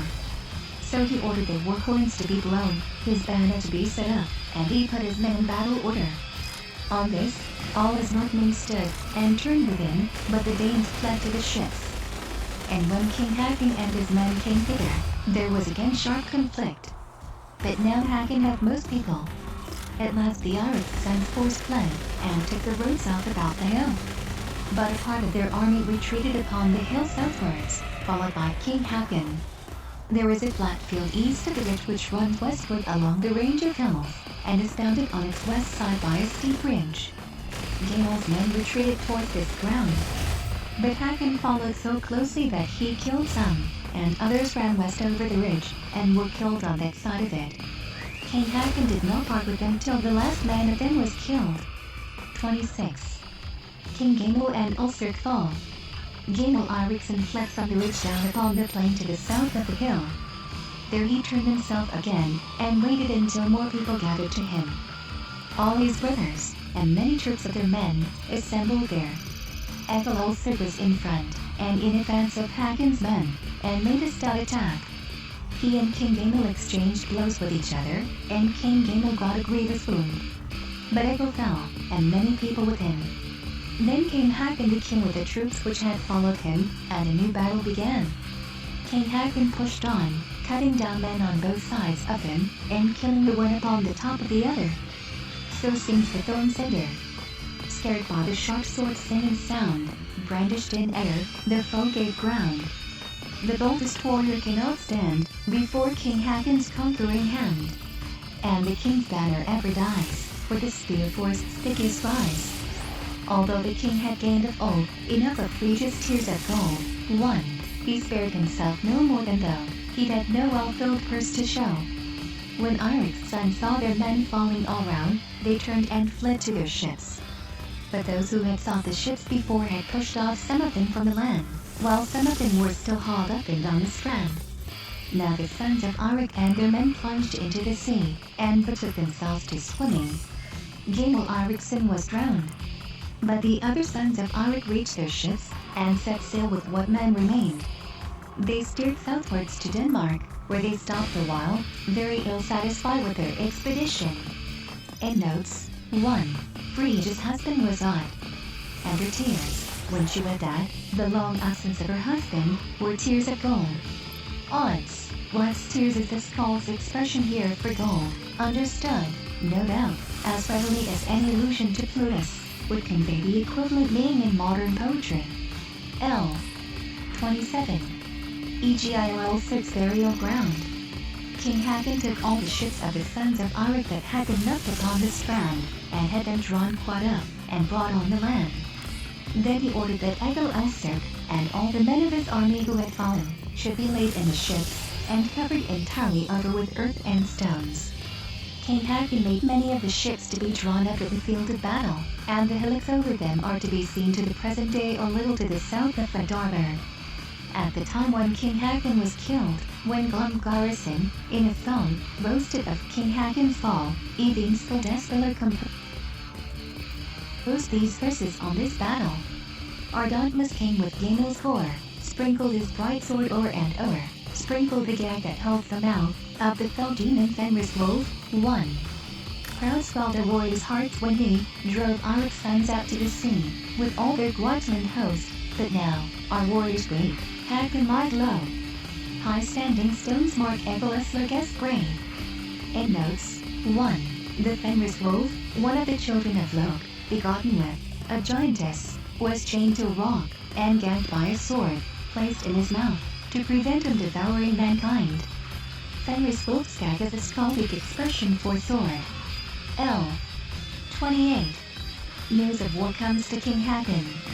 When King Haakon, Athelstan's foster son, had been king for 26 years after his brother Eirik had left the country, it happened, 8960, that he was at a feast in Hordaland in the house that Victor on the island stored, and he had with him at the feast his court and many of the peasants. And just as the king was seated at the supper table, his watchmen who were outside observed many ships coming sailing along from the south, and not very far from the island. Now, said the one to the other, they should inform the king that they thought an armed force was coming against them. But none thought it advisable to be the bearer of an alarm of war to the king, as he had set heavy penalties on those who raised such alarms falsely, yet they thought it unsuitable that the king should remain in ignorance of what they saw. Then one of them went into the room and asked Evin Finton to come out as fast as possible, for it was very needful. Evin immediately came out and went to where he could see the ships, and saw directly that a great army was on the way. And he returned in all haste into the room, and, placing himself before the kind, said, "Short is the hour for acting, and long the hour for feasting." The king cast his eyes upon him, and said, "What now is in the way?" Evin said, "Up, king. The offenders are at hand. Eirik's bold sons approach the land. The judgment of the sword they crave, against their foe. Thy wrath I brave. Though well I know 'tis no light thing, to bring war tidings to the king, and tell him 'tis no time to rest. Up. Gird your armor to your breast, thy honor's dearer than my life. Therefore I say, up to the strife." Then said the king, "Thou art too brave a fellow, Evin, to bring us any false alarm of war." The others all said it was a true report. The king ordered the tables to be removed, and then he went out to look at the ships. And when it could be clearly seen that these were ships of war, the king asked his men what resolution they should take, whether to give battle with the men they had, or go on board ship and sail away northwards along the land. "For it is easy to see," said he, "that we must now fight against a much greater force than we ever had against us before. Although we felt just the same the last time we fought against Gunhild's sons." No one was in a hurry to give an answer to the king. But at last Evin replied to the king's speech. "Thou who in the battle plain hast often poured the sharp spear rain. Ill it beseems our warriors brave to fly upon the ocean wave, to fly upon the blue wave north, when Harald from the south comes forth, with many ship riding in pride, upon the foaming ocean tide. With many ship and 7 Viking, let us take shield in hand, brave king." The king replied, "Thy counsel, Evin, is manly, and after my own heart. But I will hear the opinion of others upon this matter." Now as the king's men thought they discerned what way the king was inclined to take, they answered that they would rather fall bravely and like men, than fly before the Danes, adding, that they had often gained the victory against greater odds of numbers. The king thanked them for their resolution, and bade them arm themselves. And all the men did so. The king put on his armor, and girded on his sword Verbit, and put a gilt helmet upon his head, and took a spear, Casca, in his hand, and a shield by his side. He then drew up his courtmen and the bonds in one body, and set up his banner. 29. The armament of Eirik's sons. After Gamel's death, King Harald, Eirik's son, was the chief of the brothers, and he had a great army with him from Denmark. In their army were also their mother's brothers, Evin Sprija and Al Askman, both strong and able men, and great manslayers. The sons of Arik brought up with their ships off the island, and it is said that their force was not less than 6 to 1, so much stronger in men were Arik's sons. 30. King Hakon's battle array. When King Hakon had drawn up his men, it is told of him that he drew off his armor before the battle began. So sings Eyvind Skodespiller in Hagmarmal. They found Lorn's brother Bold, under his banner as of old, ready for battle. Thor's advance, the front rank raised the shining lance, and now begins the bloody fray. Now begins Il's wild play. Our noble king, whose name strikes fear into each Danish heart, whose spear has single-handed spilt the blood of many a Danish noble, stood beneath his helmet's eagle wing, amidst his guards. But the brave king scorned to wear armor, while his men bared naked breasts against the rain of spear and arrow, his breastplate rung against the stones. And, blithe and gay, he rushed into the thickest fray. With golden helm and naked breast, brave Hakon played at slaughter's feast. King Hakon selected willingly such men for his guard or courtmen as were distinguished for their strength and bravery, as his father King Harald also used to do. And among these was Thorolf Skogson the Strong, who went on one side of the king. He had helmet and shield, spear and sword, and his sword was called by the name of Fotbrand. It was said that Thorolf and King Hakon were equal in strength. Thord Sturluson speaks of it in the poem he composed concerning Thorolf. The king's men went with merry words to the sharp clash of shields and flame swords, when these wild rovers of the sea at fight were fought. Stout Thorolf, next to the Northmen's hero king, scattering light round the battle flame, for in the storm of shields not one ventured Hakon with brave Hakon. When both lines met there was a hard combat and much bloodshed. The combatants threw their spears and then drew their swords. Then King Hakon, and Thorolf with him, went in advance of the banner, cutting down on both sides of them. So says Eyvind Skodespiller. The body coats of naked steel, the woven iron coats of mail, like water fly before the swing of Hakon's sword, the champion king. About each gauntlet wore man's head, helm splits, a thighs beneath the tread, cloven by the axe or sharp sword blade, the brave king, foremost in the fight, dyes crimson red with spotless white, and his bright shield with foaming score. Amidst the battle's wild uproar, wild feeling roamed from shore to shore. 31. Full of Screeja and Asmund. King Hakon was very conspicuous among other men, and also when the sun shone his helmet glanced, and thereupon many weapons were directed at him. Then Eyvind Finson took a hat and put it over the king's helmet. Now Eyvind Screeja called out, "Does the king of the Norsemen hide himself, or has he fled? Where is now the golden helmet?" Then Eyvind, and his brother Elf with him, pushed on like fools or madmen. King Hakon shouted to Eyvind, "Come on as thou art coming, and thou shalt find the king of the Norsemen." So says Eyvind Skodespiller.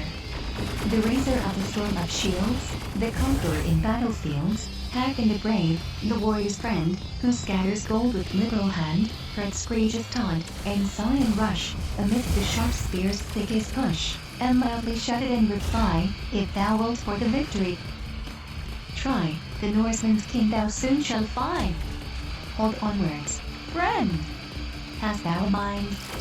It was also but a short space of time before Eyvind did come up swinging his sword, and made a cut at the king. But Thorolf thrust his shield so hard against Eyvind that he tottered with the shock. Now the king takes his sword girded with both hands, and hewed Eyvind through helm and head, and clove him down to the shoulders. Thorolf also slew old Aspen. So says Eyvind Skodespiller. With both his hands the gallant king swung round his sword, and to the chin, clove Eyvind down, his faithless mail, against it could no more avail, than the thin plank against the shock, when the ship's eye beats on the rock. By his bright sword with golden haft, through helm, and head, and hair, was clapped, the Danish champion. And amain, with terror smitten, fled his men. After this fall of the two brothers, King Hakon pressed on so hard that all men gave way before his assault. Now fear came over the army of Arik's sons, and the men began to fly. And King Hakon, who was at the head of his men, pressed on the flying, and hit down oft and hard. Then flew an arrow, one of the kind called flew, into Hakon's arm, into the muscles below the shoulder. And it is said by many people that Gunhild's shoe-boy, whose name was Kisling, ran out and forward amidst the confusion of arms, called out to make room for the king-killer, and shot King Hakon with the fleam. Others again say that nobody could tell who shot the king, which is indeed the most likely. For spears, arrows, and all kinds of missiles flew as thick as a snowdrift. Many of the people of Arik's sons were killed, both on the field of battle and on the way to the ships, and also on the strand, and many threw themselves into the water. Many also, among whom were Arik's sons, got on board their ships, and rowed away as fast as they could, and Hakon's men after them. So says Thorstjerksen. The wolf, the murderer, and the thief fled from before the people's chief. Few breakers of the peace grew old under the Northmen's king so bold. When Glen Hakon lost his life, black was the day, and dire the strife. It was bad work for Gunhild's sons, leading their pack of hungry dames from out the south, to have to fly, and many a bond made to die, leaning his heavy wounded head, only or bench for feather bed. Thorolf was nearest to the side of gallant Hakon in the tide of battle. His the sword that best caught out the raven's bloody feast. Amidst the heaps of foemen slain, he was named bravest on the plain. 32. Hakon's death. When King Hakon came out to his ship, he had his wound bound up. But the blood ran from it so much and so constantly that it could not be stopped. And when the day was drawing to an end, his strength began to leave him. Then he told his men that he wanted to go northwards to his house at Alrekstadr. But when he came north, as far as Hakonarhella Hill, they got in towards the land, for by this time the king was almost lifeless. Then he called his friends around him, and told them what he wished to be done with regard to his kingdom. He had only one child, a daughter, called Thora, and had no son. Now he told them to send a message to Arik's sons, that they should be kings over the country. But asked them to hold his friends in respect and honor. And if fate, added he, should prolong my life, I will, at any rate, leave the country, and go to a Christian land, and do penance for what I have done against God. But should I die an heathen man, give me any burial you think fit. Shortly afterwards Hakon expired, at the little hill on the shore side at which he was born. So great was the sorrow over Hakon's death, that he was lamented both by friends and enemies. And they said that never again would Norway see such a king. His friends removed his body to Sehun, in North Hordaland, and made a great mound, in which they laid the king in full armor and in his best clothes, but with no other dress. They spoke over his grave, as heathen people are used to do, and wished him in valor. Even Spodespeler composed a poem on the death of King Hakon, and on how well he was received in battle. The poem is called Hakonarmal. In Odin's hall an empty place, stands for a king of Ainstrace. Go, my Valkyries, Odin said, go forth, my angels of the dead, Gondel and Skogul, to the plain, drenched with the battle's bloody rain, and to the dying Hakon Tal, here in Valor shall he dwell. At Stork, so late a lonely shore, was heard the battle's wild uproar. The lightning of the flashing sword burned fiercely at the shore of Stork. Yeah. From leveled halberd and spearhead, life blood was dropping fast and red. And the keen arrows biting sleep, upon the short sword fast beat.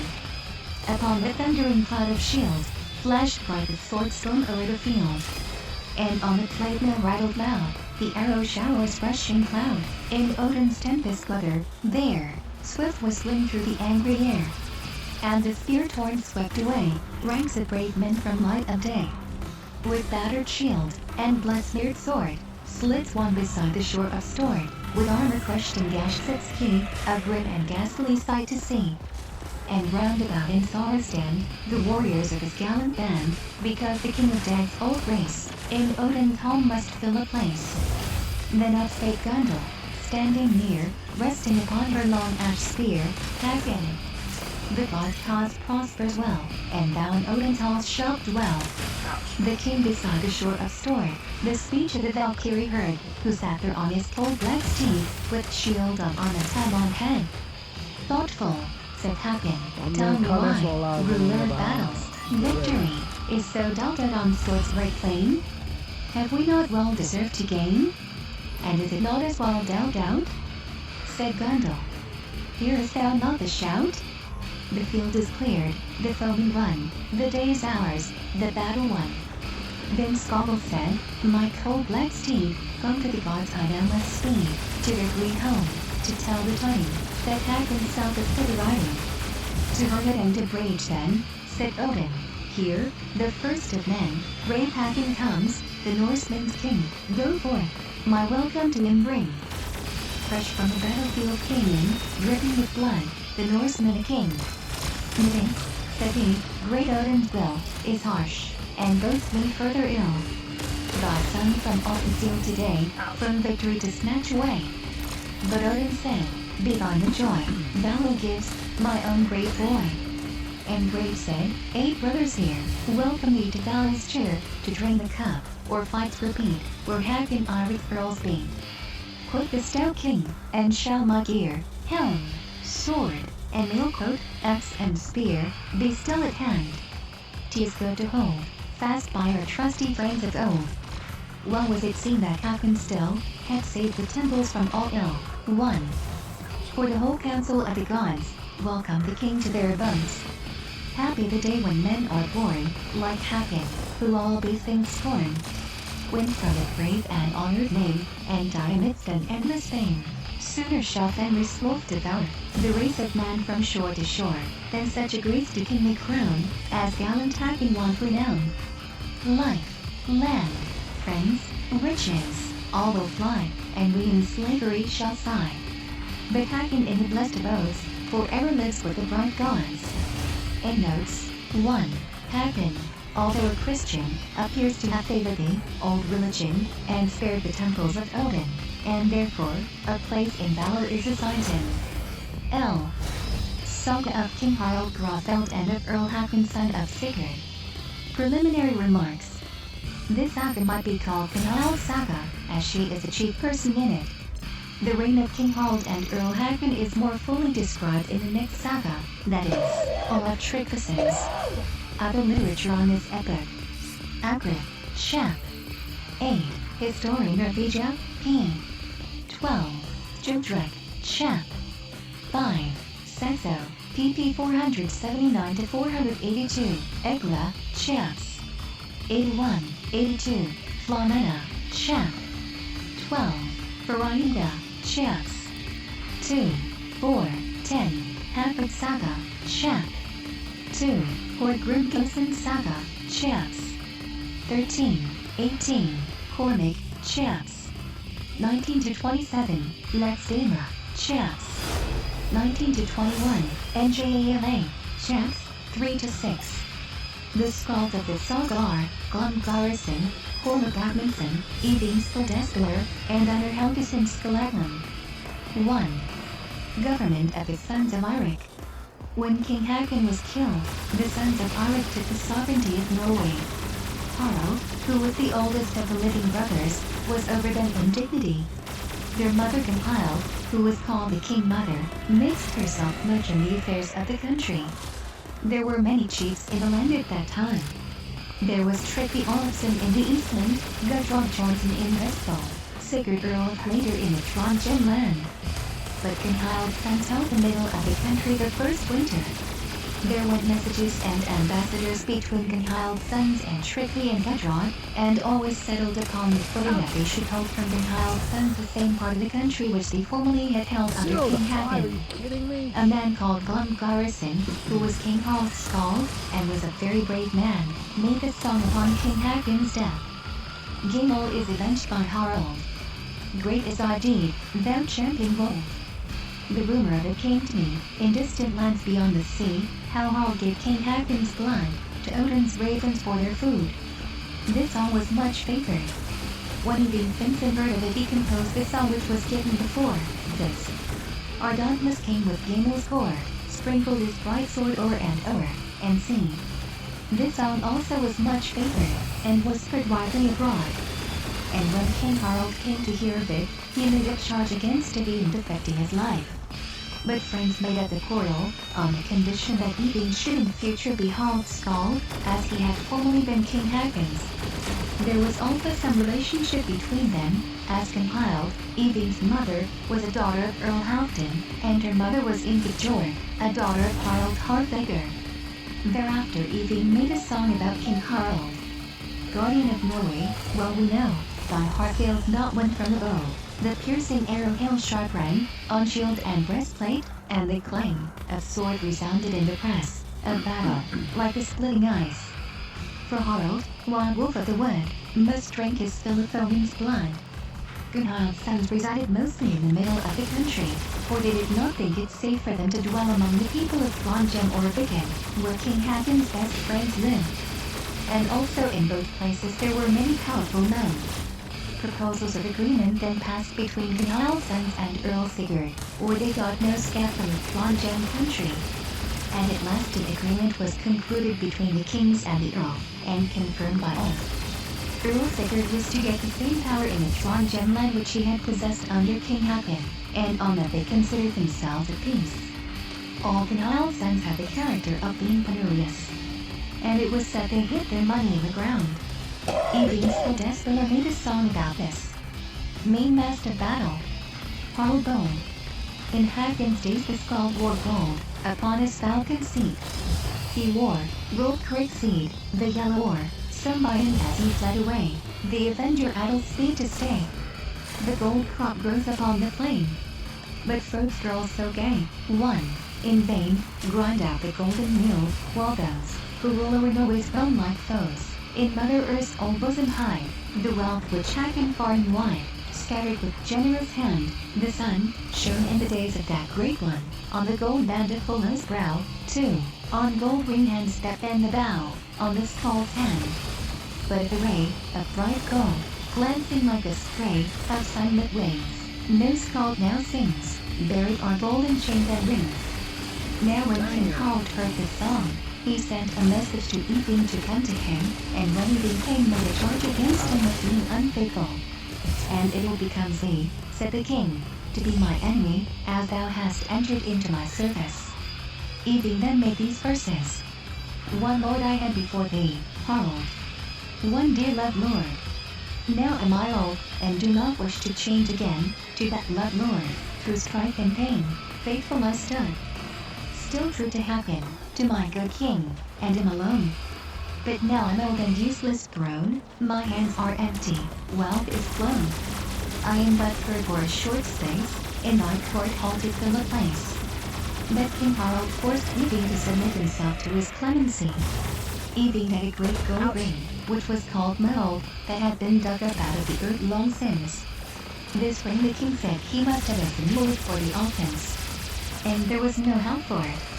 Then Eving sang, I go across the ocean foam, swift skating to my Iceland home, upon the ocean skates, fast driven, by gales by thyrses which fire given. For from the falcon-bearing hand, Harald has plucked the gold snake band, my father wore, by lawless might, has taken what is mine by right. Eving went home, but it is not told that he ever came near the king again. Endnotes: 1. Mendra and Fenja were strong girls of the giant race, whom Frode bought in Sweden to grind gold and good luck to him. And their meal means gold. L. 2. Fulne was one of Greek attendants, who wore gold band on the forehead, and the figure means gold, that the sun shone on gold rings on the hands of the Skalds in Hakon's days. L. 2. Christianity of Gunhild's sons. Gunhild's sons embraced Christianity in England, as told before. But when they came to rule over Norway they made no progress in spreading Christianity, only they pulled down the temples of the idols, and cast away the sacrifices where they had it in their power, and raised great animosity by doing so. The good crops of the country were soon wasted in their days, because there were many kings, and each had his court about him. They had therefore great expenses, and were very greedy. Besides, they only observed those laws of King Hakon which suited themselves. They were, however, all of them remarkably handsome men, stout, strong, and expert in all exercises. So says Glumgarrison in the verses he composed about Harald, Gunhild's son. The foeman's terror, Harald Bold, had gained enough of fellow gold. Had Heimdall's teeth, won enough in store, and understood 12 arts or more. The brothers sometimes went out on expeditions together, and sometimes each on his own account. They were fierce, but brave and active, and great warriors, and very successful. Endnotes: 1. Heimdall was one of the gods, whose horse was called Gold Top, and the horse's teeth were of gold. 3. Councils by Gunhild and her sons. Gunhild the king mother and her sons often met and talked together upon the government of the country. Once Gunhild asked her sons what they intended to do with their kingdom of Throndheim. Ye have the title of king, as your forefathers had before you. But ye have little land or people, and there are many to divide with. In the east, at Viken, there are Trygve and Gudrod, and they have some right, from relationship, to their governments. There is besides Earl Sigurd ruling over the whole Throndheim country. And no reason can I see why ye let so large a kingdom be ruled by an earl, and not by yourselves. It appears wonderful to me that ye go every summer upon Viking cruises against other lands, and allow an earl within the country to take your father's heritage from you. Your grandfather, whose name you bear, King Harald, thought it but a small matter to take an earl's life and land when he subdued all Norway, and held it under him to old age. Harald replied, "It is not so easy, mother, to cut off Earl Sigurd as to slay a kid or a calf. Earl Sigurd is of high birth, powerful in relations, popular, and prudent. And I think if the Throndheim people knew for certain there was enmity between us, they would all take his side, and we could expect only evil from them. I don't think it would be safe for any of us brothers to fall into the hands of the Throndheim people." Then said Gunhild, "We shall go to work another way, and not put ourselves forward. Harald and Erling shall come and harvest the North Moor, and there I shall meet you, and we shall consult together what is to be done." This was done. 4. Gunhild's sons and Richard. Earl Sigurd had a brother called Richard, who was much younger, and much less respected. In fact, was held in no title of honor. He had many people, however, about him, and in summer went on Viking cruises, and gathered to himself property. Now King Harald sent messengers to Throndheim with offers of friendship, and with presents. The messengers declared that King Harald was willing to be on the same friendly terms with the Earl that King Haakon had been, adding that they wished the Earl to come to King Harald, that their friendship might be put on a firm footing. The Earl Sigurd received well the king's messengers and friendly message, but said that on account of his many affairs he could not come to the king. He sent many friendly gifts, and many glad and grateful words to the king, in return for his friendship.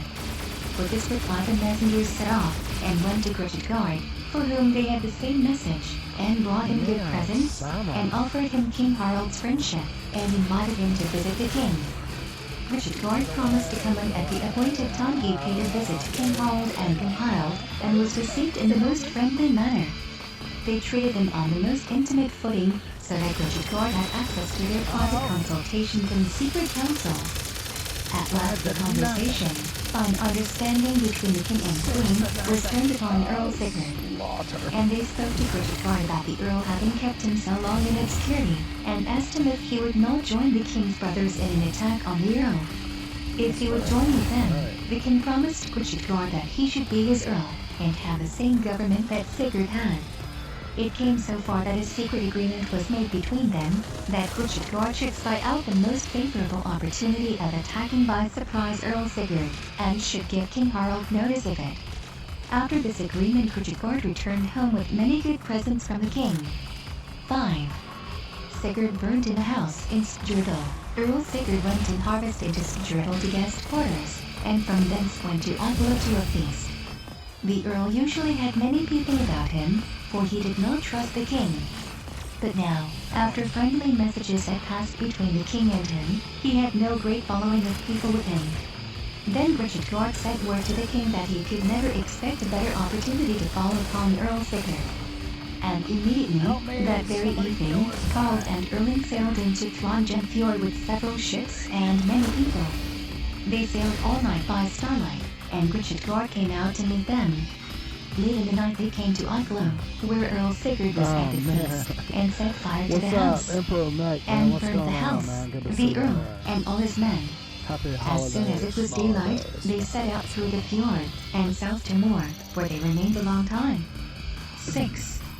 History of Hakon, Sigurd's son. Hakon, the son of Earl Sigurd, was up in the interior of the Trondheim country when he heard this news.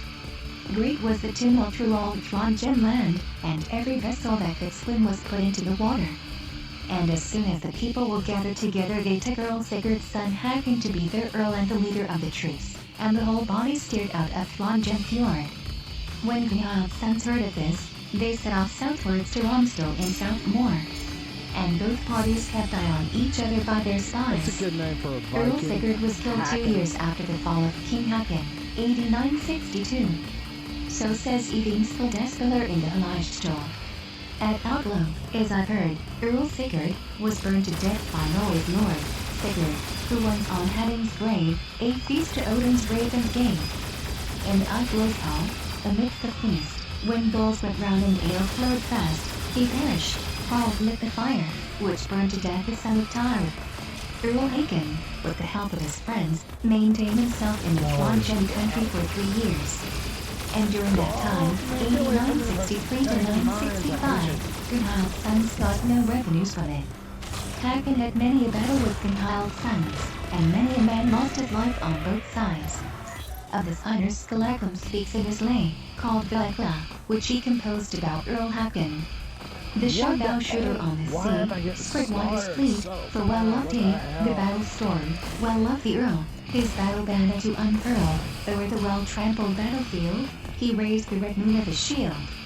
And often dared King Eirik's son, to try the fray with the Earl Hakon. And he also says, who is the man who'll dare to say, that Sigurd's son avoids the fray?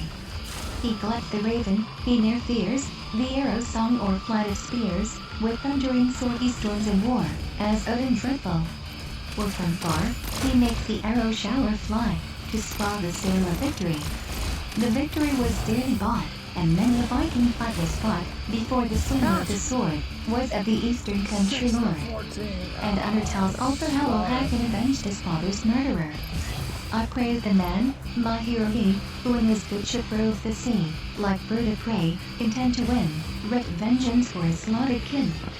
From his blue sword the iron ring, that frees his life poured down amain, on him who took his father's life, on him and his men in this strife. To Odin many a soul was driven, to Odin many a rich gift given. Loud raged the storm on battlefield, axe rang on helm, and sword on shield. The friends on both sides at last laid themselves between, and brought proposals of peace. For the bond severed by the strife and war in the land. At last it was brought to this, by the advice of prudent men, that Earl Hakon should have the same power in the Trondheim land which his father Earl Sigurd had enjoyed. And the kings, on the other hand, should have the same dominion as King Hakon had, and this agreement was settled with the fullest promises of fidelity to it. Afterwards a great friendship arose between Earl Hakon and Gunhild, although they sometimes attempted to deceive each other. And thus matters stood for 3 years longer, 8966 to 968, in which time Earl Hakon sat quietly in his dominions. 7. Of Harald Graafeld. King Hakon had generally his seat in Helgeland and Rogaland, and also his brothers. But very often, also, they went to Hardanger. One summer it happened that a vessel came from Iceland belonging to Icelanders, and loaded with skins and peltry. They sailed to Hardanger, where they heard the greatest number of people assembled. But when the folk came to deal with them, nobody would buy their skins. Then the steersman went to King Harald, whom he had been acquainted with before, and complained of his ill luck. The king promised to visit him, and did so. King Harald was very condescending, and full of fun. He came with a fully manned boat, looked at the skins, and then said to the steersman, "Wilt thou give me a present of one of these grey skins?" "Willingly," said the steersman, "if there were ever so many." On this the king wrapped himself up in a grey skin, and went back to his boat. But before they rowed away from the ship, every man in his suite bought such another skin as the king wore for himself. In a few days, so many people came to buy skins that not half of them could be served with what they wanted. And thereafter the king was called Harald Graafeld Griskin. 8. Earl Irik's birth. Earl Hakon came one winter to the uplands to a feast, and it so happened that he had intercourse with a girl of mean birth. Some time after, the girl had to prepare for her confinement, and she bore a child, a boy, who had water poured on him, and was named Eirik. The mother carried the boy to Earl Hakon, and said that he was the father. The Earl placed him to be brought up with a man called Thorlink the Wise, who dwelt in Medalgo, and was a rich and powerful man, and a great friend of the Earl. Eirik gave hopes very early that he would become an able man, was handsome in countenance, and stout and strong for a child. But the Earl did not pay much attention to him. The Earl himself was one of the handsomest men in countenance, not tall, but very strong, and well practiced in all kinds of exercises. And withal prudent, of good understanding, and a deadly man at arms. 9. King Tryggvi Olafsson's murder. It happened one harvest, AD 962, that Earl Hakon, on a journey in the uplands, came to Hedmark. And King Tryggvi Olafsson and King Gudrod Johnson met him there, and Dale Gudbrand also came to the meeting. They had agreed to meet, and they talked together long by themselves.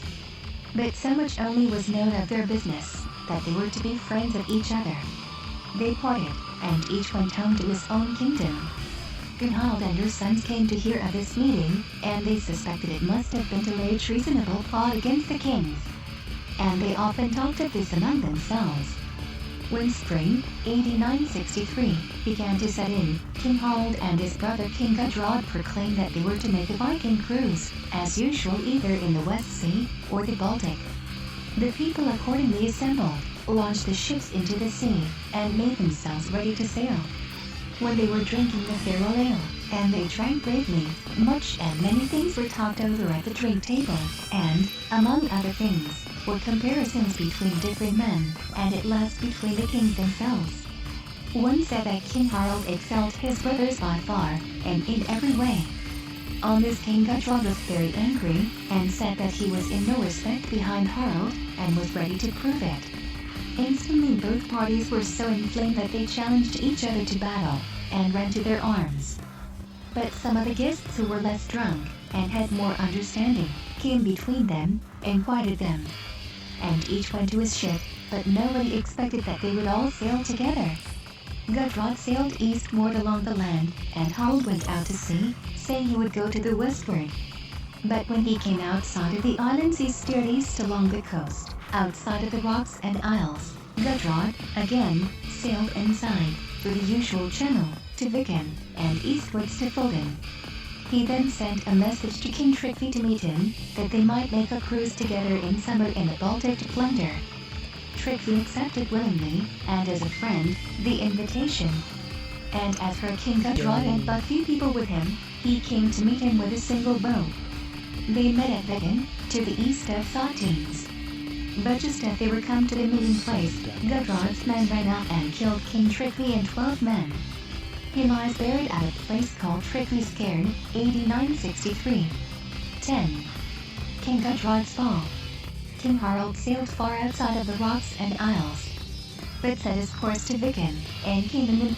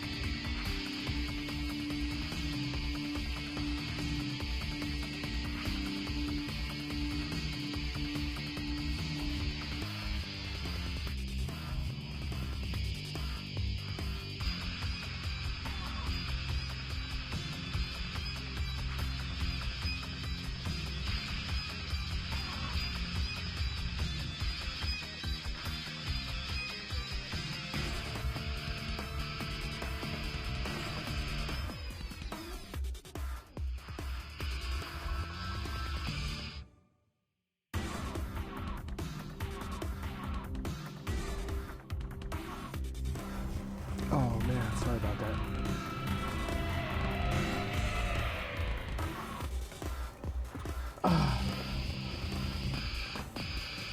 I'm coming back.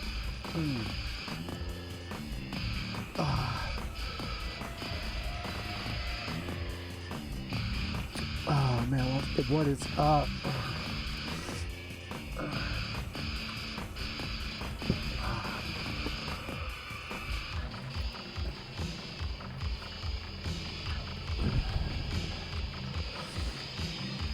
My wife on the warpath. Oh my gosh, I cannot believe. If you would, she got that premenstrual disorder, I think. So it's like it's coming up end of the month or whatever. So she's just abnormal. She makes it. Food that's really not that good, and then when the baby refuses to eat the nasty, you know, she gets mad at me. So she was just chewing me out this time.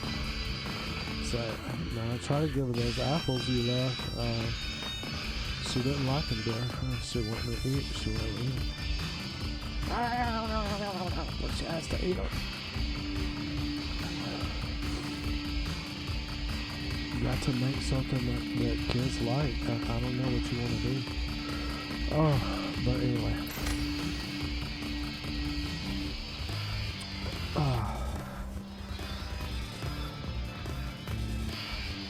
She don't like having to work.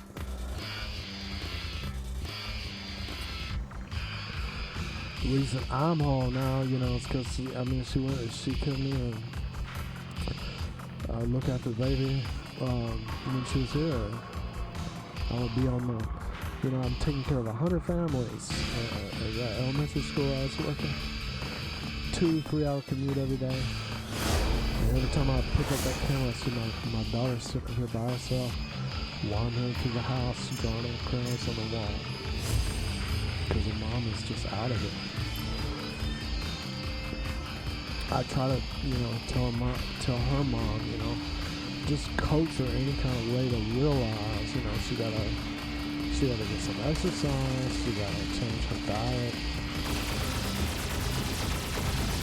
She's half my age. And I mean, ooh.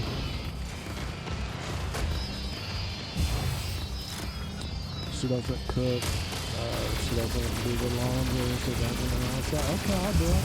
I'll do everything. Oh, got my double K apple.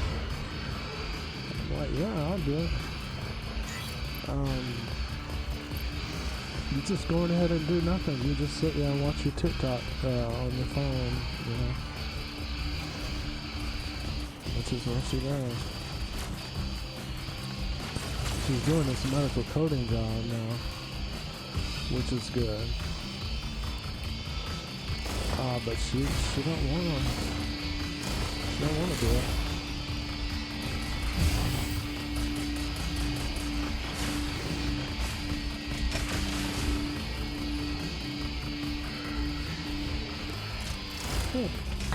Yeah.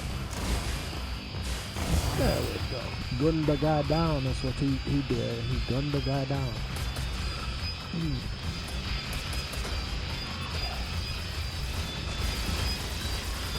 Oh, that's so rude. Get back. Oh, Lord. No, stop with the freeze ray. Ouch. No. Gunned the guy. I'm trying to get his revenge coin.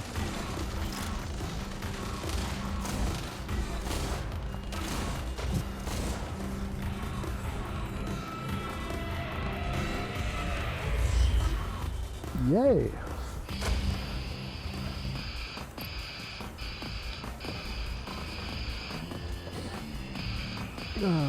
That's a bot.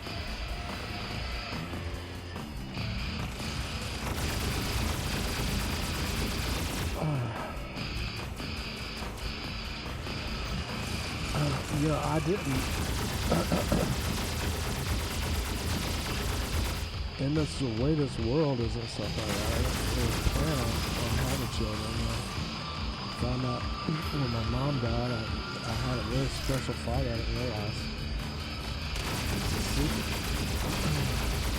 The sisters called me, told me the truth, and I was like, well, after all they did, I should probably try to have a kid. But when I found my wife, it's like this. You got online and you had filled out these things for similar interests, and you think that people would have the sense not to lie on that stuff, like to just put down what sounds good, because she got over here and she's like, I don't like any of that stuff. I don't want to do any of that stuff. Anything that I said, I was just trying to get out. Because I hate them. She said I hated them so much. Would do anything. She said she was like Daenerys of Game of Thrones. I was like, well, I'm not like the husband of Daenerys on Game of Thrones. No.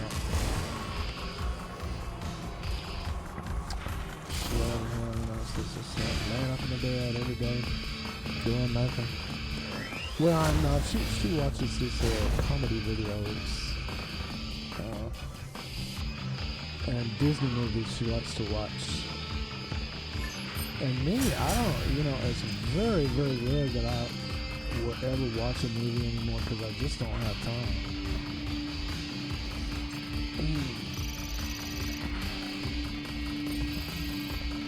I wanted to get out of gaming, and get away from. I was a game developer. I taught game development in China, and there's a lot of exploitation in that industry.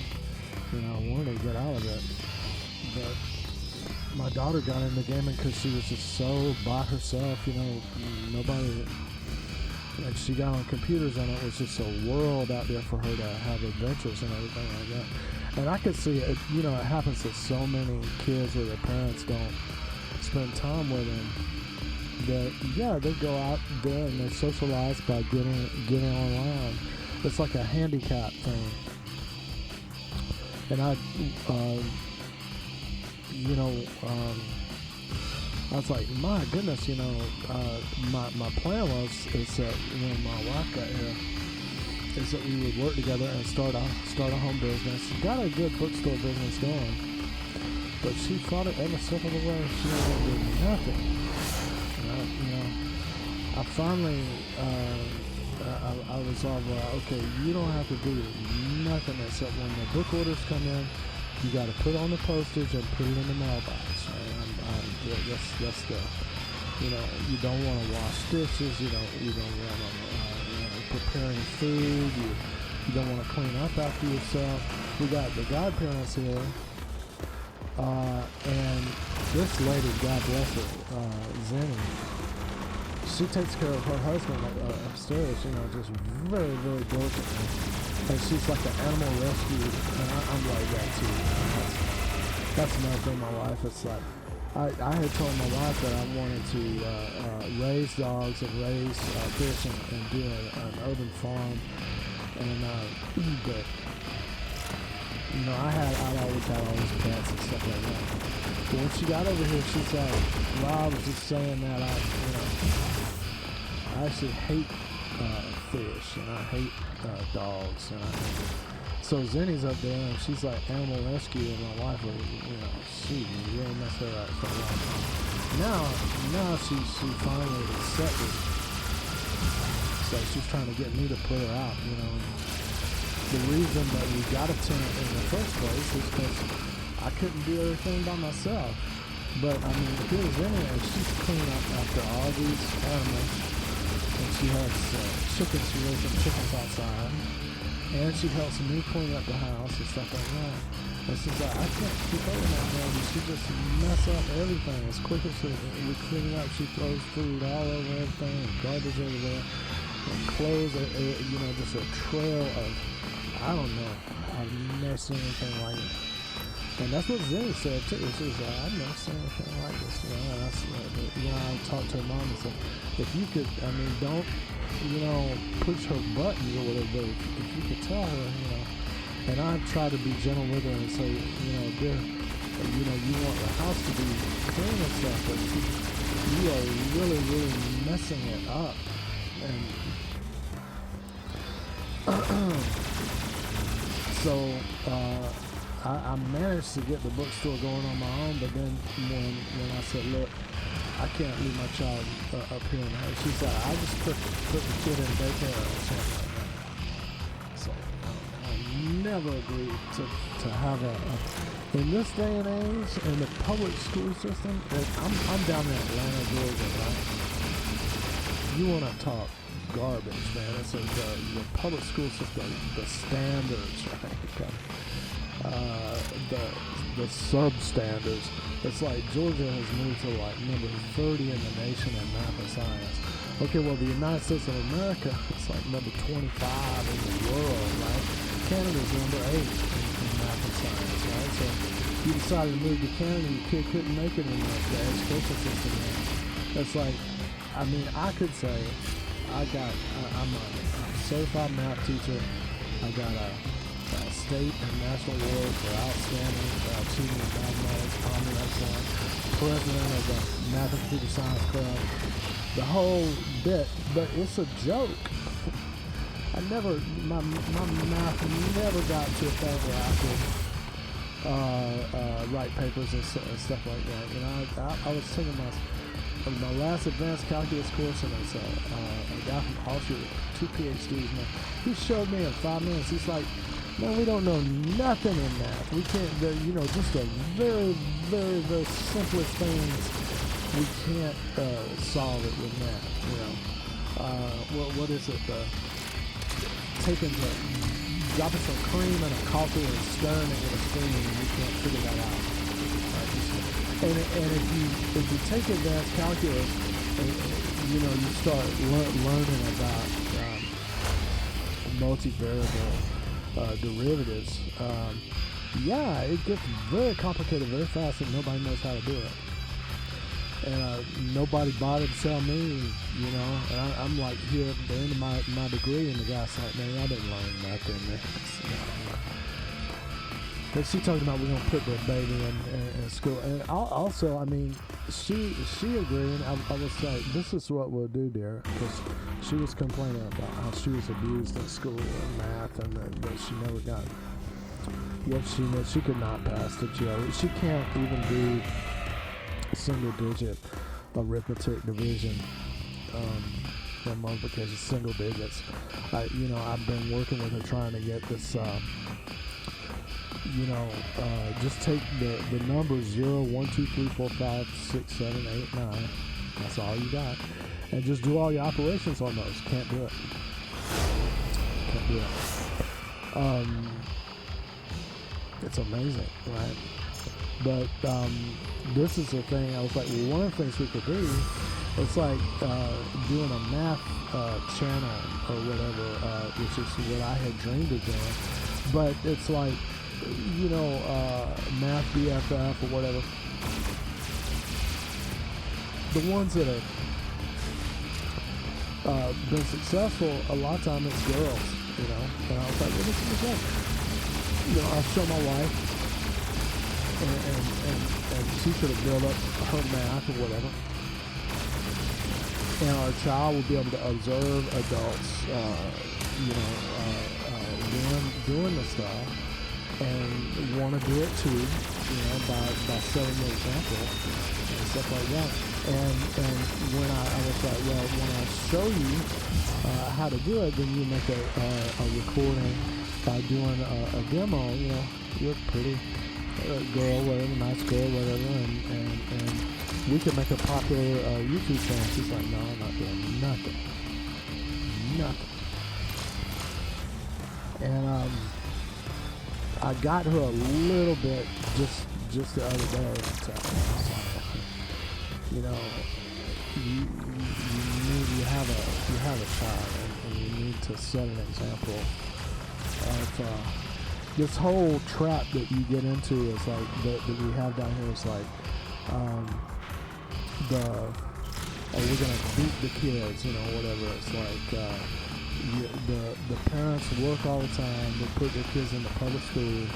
If the teacher calls up and says they ain't done their homework, it's like, well, we'll take away their phone, we'll take away their games, we'll whip them, get a beating and stuff. And that's just the way that it's done. And what you do when you do that is you instill in kids hatred for learning. And I'm not, I let when my daughter, when she's ready to learn, I set an example by every day in front of her, non-stop studying and reading in front of her, right? And when she's ready to draw and when she's ready to practice her letters or whatever, we do it. But not this psychological torture and threats of violence and stuff. It's a failure, and it's a very serious problem in the United States of America. It's like really behind. And a person like me, yeah, I can be in the state of Georgia, and I can hold up all my awards and President of Mathematics, Computer Science, Bachelor of Science in Mathematics, and award for teaching excellence, and award for service to handicapped students and teaching deaf people how to do calculus and stuff. I can hold all that stuff up and go, oh, I'm all this, but I know I'm not that much. Because the standard in Georgia is so low, right? And it was my dream that I would help my wife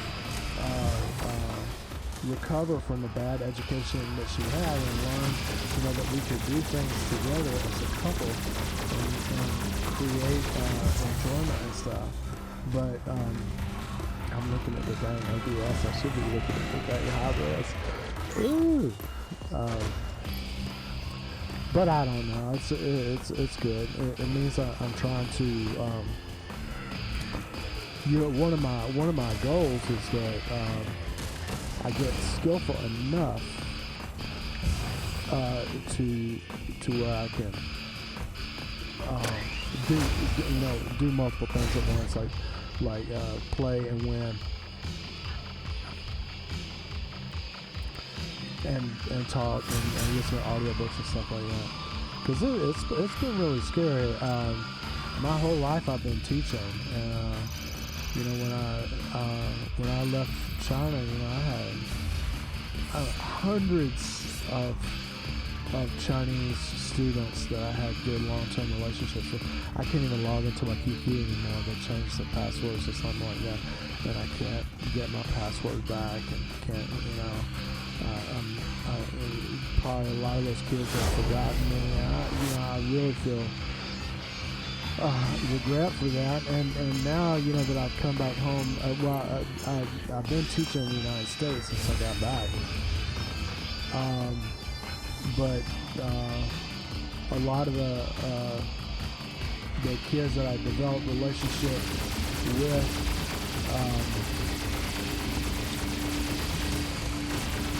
I'm losing touch with them, losing the relationships with them. And here I am with my wife, and it's like, when we got married and stuff, it's like her background or whatever was supposed to be a teacher, but she does not. She doesn't teach. When I couldn't get her, I got every job that I got her. She refused to do it, and I ended up having to do it. Web development job, photography job. Just we had it lined up where I was going to start her working with my sister's business, and she flat would not do the first thing, not even the first thing. And I just, I was teaching her, trying to teach her how to repair computers and stuff. No, it's like I had planned. My mom had started a Montessori school, right? And I, from the time we got married, I said, this is what we're gonna do. We're start a Montessori school. And my wife was like, well, our house is it doesn't look cool. I don't want people to come. I couldn't get her to cooperate on anything. I had Chinese investors come from China to look at my setup here. I built this whole thing in the garage. Ooh, man, we got slaughtered.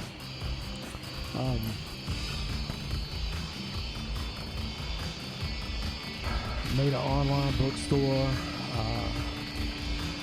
And my plan was to, if I teach my wife, she could get an A+ certification and be a computer technician at Georgia State University. Get her little lynda.com little office suite certificates, and if she works at any college in the Board of Regents as a staff person, she'll be able to get tuition waivers. And I was like trying to have her set up and she could go to school for free. I really think it's a bad idea. Oh man, Pat D passport to hell.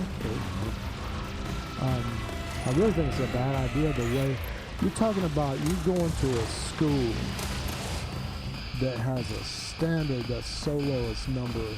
The state is number 25 or number 30 in the nation in math and science, and they charging through the nose for you to get a college tuition that is way overcharged, right? Really, if you're going to go, you should go on a grant or with tuition waivers, and that was my plan all along. Is that I would help her get into a position where she could get a good, decent paying staff position and go to school half-time. No way. She wouldn't cooperate. Not in the least. And I could not figure out, I was like, why? And, I guess you can go on Google Takeout and see that she's got that addicted personality where she just stuck watching little videos all day long. I mean, 200, 300 a day,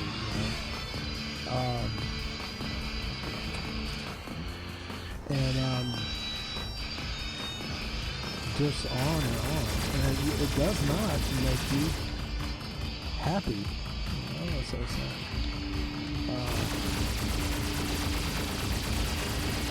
Brings you satisfaction.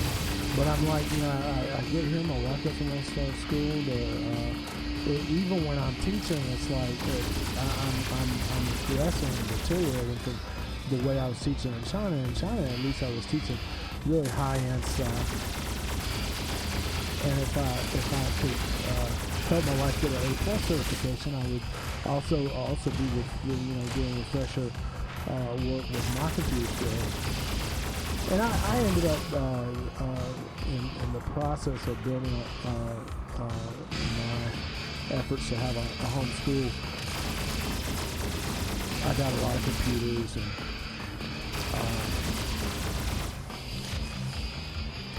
repaired a lot of computers. I've been getting the i5s and the i7s, a lot of the state institutions have thrown them away. When they turn them on, it's like it won't run Windows 11, so it's time to get rid of it.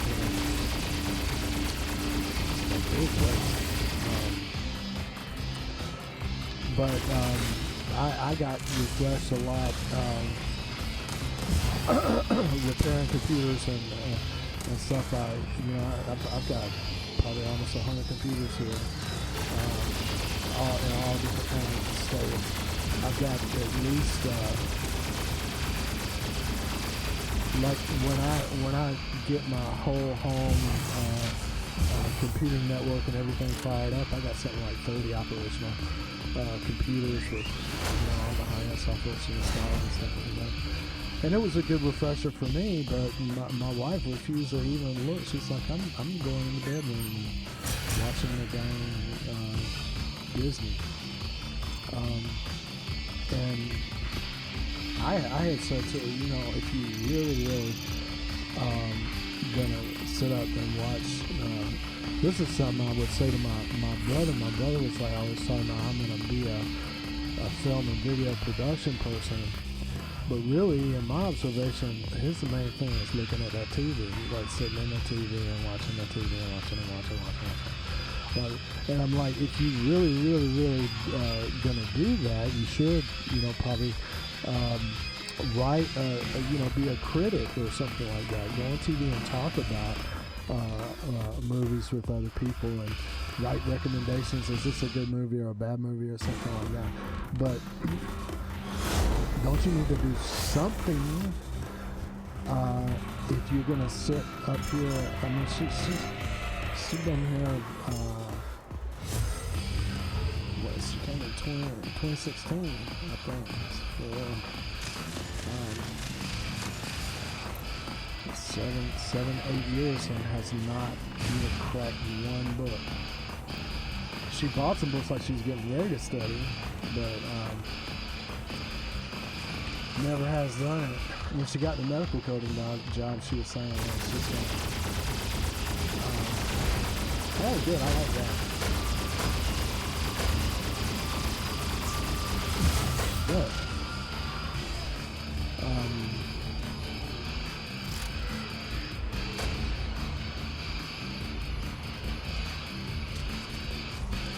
I would still talk to her, see if she can do it today.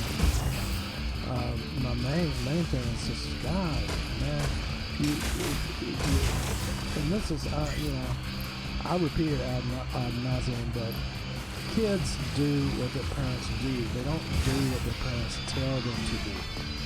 They look at what adults do and they imitate that, right? So it's very important for the caregivers to be actively involved in, you know, improving themselves and learning and studying and stuff like that.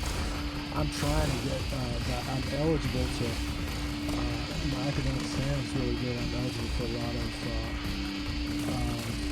financial aid, so I'm in a position where I can go back to school. I would like to do music education. That was another thing that my wife, I was like, you know, I'm a performer. I've been a stage performer for many years. And my wife said she liked music, and I, you know, would you like to, you know, play guitar and learn music? You know, it's a big part of my life. And my wife's like, yeah, oh yeah, I love music, and I love learning. And I got her a guitar and everything.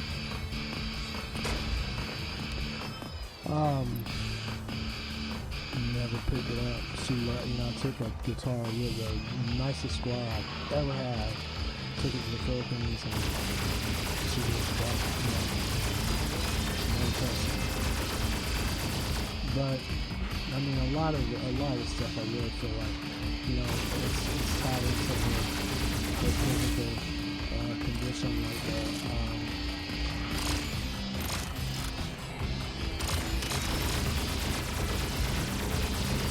she got a knee injury playing basketball.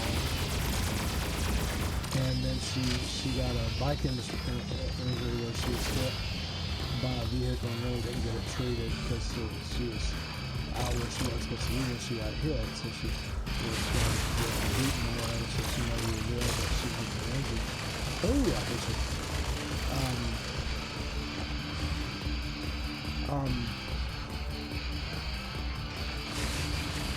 Can we win one, please? Come on.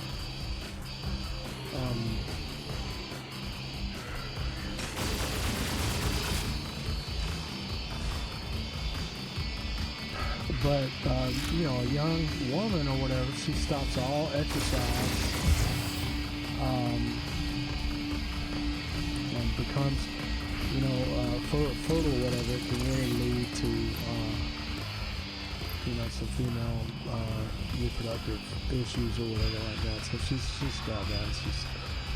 I feel like that. The two things, the major obstacle for her is her addiction to, you know, just leisure video watching, and her her bodily pain and discomfort. Yay.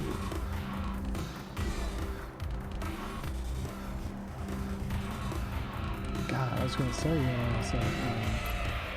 I was talking to my sister, and like I've been doing computer work and computer graphics or whatever for 30-something years, and I wanted to do something different. I wanted, do something. It was like a big thing is what my mom said was that she wanted us to learn about how to grow plants and living things. When my mom passed away, I made that commitment. And I have done terrible. I want to learn, but I don't. And that was the thing. My wife was like, "Oh yeah, I want to do raise fish and aquaponics and all this stuff." And then she got everything. She's like, "No, not that." And I'm like, "Well, I do, and I'm still gonna do that." No, you're not. I'm gonna block you. But back to what I was saying, my sister had a home business doing, magazines and flyers and event printing stuff, business cards and stuff like that. And she was making about $80,000 a year, but getting old. And she was telling me, well, I turn away. I don't even take. And I was like, well, this would be a good thing. It's like these skills of desktop publishing and everything like that are perfectly aligned for what my wife would need to get, a staff position in a university and get a tuition waiver. And, oh, man. Hey! Hey, you still there? Firex Fox 1811. Hold on.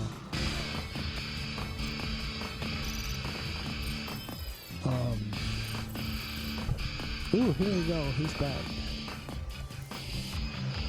Yo, yeah, okay, you still there? Okay, have you added me yet?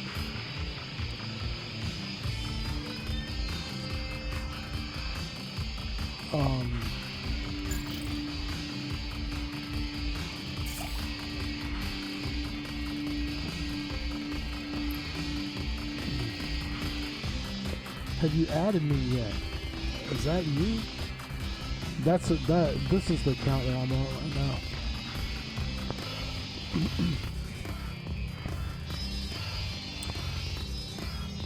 Alright, 2 versus 2. Good. Alright, is that you, Krista? Okay, awesome. Man, thanks for tuning in, man. I appreciate it. I'm just kind of struggling over here. So yeah, I tried to get my wife, she would not train to do the desktop publishing stuff. And I kept asking her, I was like, why would you turn your nose up at that? Why would you not want to say easy stay at home, work from home job? Right? And finally, eventually she told me, she was like, well, I would want your sister to just hire me and pay me a full-time salary, and then I would learn on the job. I was like, well, I wish that you had told me that in the very beginning, because I would not have even wasted my time. Because my sister can't do that. She's running a home business. She's pushing 80 years old. She's been working all her life, and she needs help. She needs somebody to help her, right? And I could have done it. I fully know how to do all that stuff and make business cards and make flyers and lay up magazine layout and even more advanced stuff than that. I totally know how to do all that stuff. I could have done it. And my sister just went on work slaving away until she got sick and died. It's awful. And then finally, it's like I kept asking my wife, I was like, why would you not do that? What is going on in your mind? She's like, well, I just want to be hired and get paid, and then when a job comes in or whatever, then your sister would be doing her work and also teaching me how to do stuff. And I'm like, no, you can't. The idea was I would teach you how to do stuff, and then when my sister had some overload, she could send it our way, and it's not going to be, asking her, well, how do I do this and how do I do that? No, it would be you do the work and turn it around and give it to her. But period, you know how to do it. Nobody taught her. She had to learn all that stuff on her own, and she dedicated herself to doing it. Right? And so here's a business in our family. Do you realize my sister ended up getting sick, going in the hospital. She was in a lot of pain already, fibromyalgia and all this stuff. And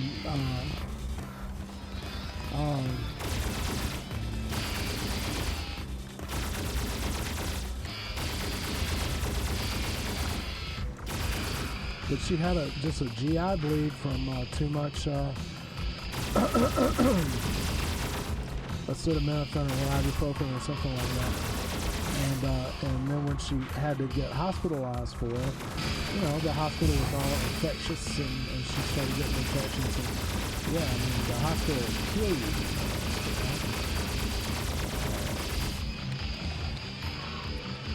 So here's like, with turning work away, she was pulling down $80,000, right? And had all these clients, phone ringing off the hook, and she just died.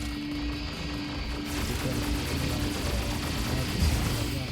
that business was lost, right? Lost to our family forever. All the clients and everything that was set up, lost. and now, the amount of money, revenue that we had lost, just if we had kept it going bare minimum, is $500,000. That's a long-term. I never imagined just that one person single-handed could do so much harm, financial harm, and just not being truthful, just if you had told me in the very beginning,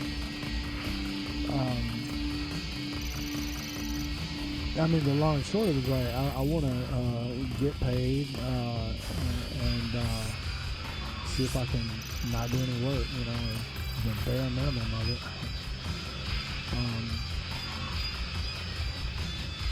I got a web development job. The whole state Board of Regents college system is running on the WordPress system. I'm like, I'll teach you WordPress or whatever, and you'll be eligible to be in web administration in any department of any school in the whole state and get tuition waiver and go to school for free. She will not even do the first word study. Not even the first. Ouch. This guy with his dang taser. Oh man. He get back from that taser. Oh, see.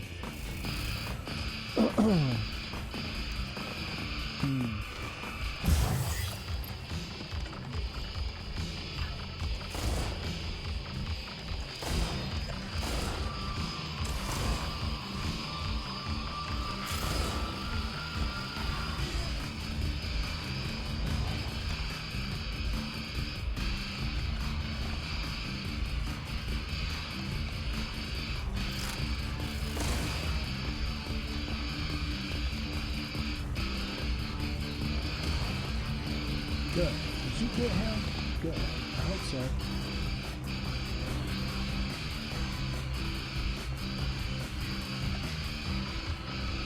Oh, I probably should have come in on the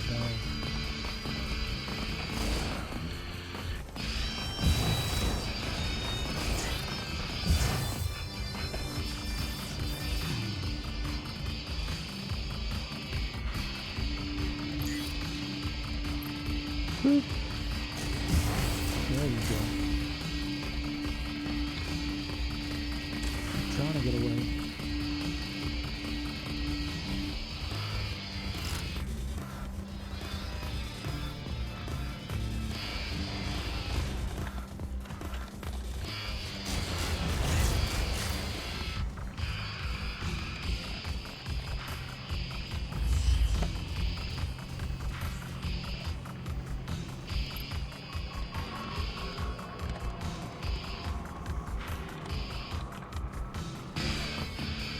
Here they come.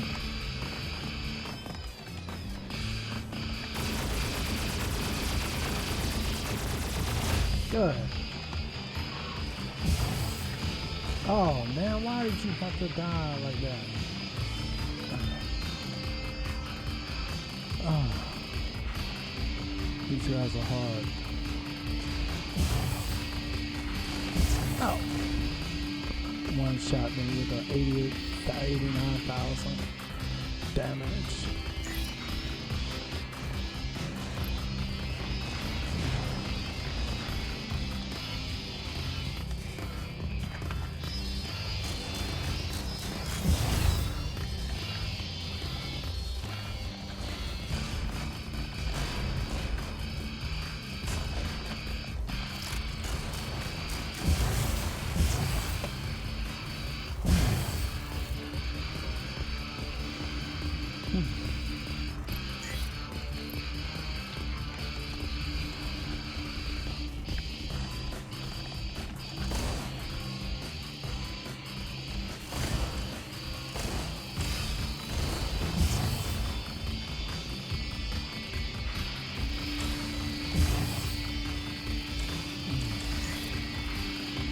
How am I doing now? 317, we're doing pretty good.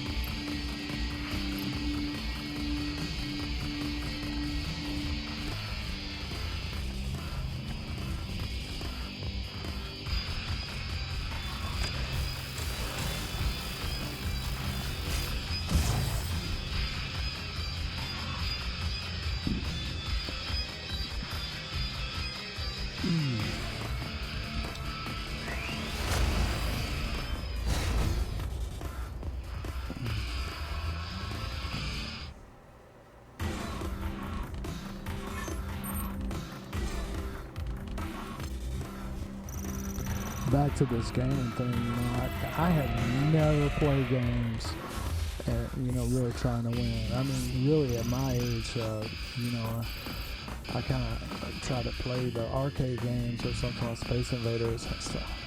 We had Pong or something, you know, I don't know.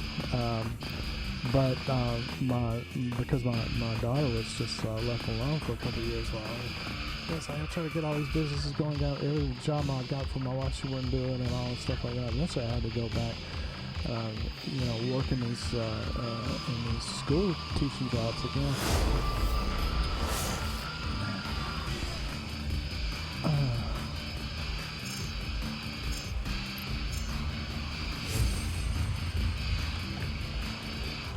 My daughter just got all into the game, and you know, she's watching Presley and you know,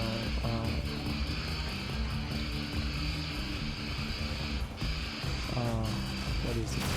Cookie swear off. Come on, you little turkeys.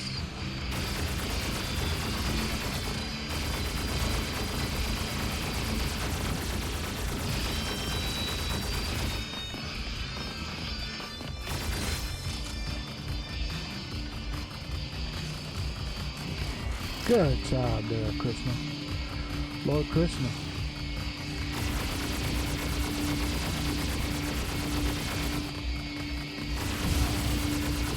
Oh no. Oh, it's a damn surge. Oh.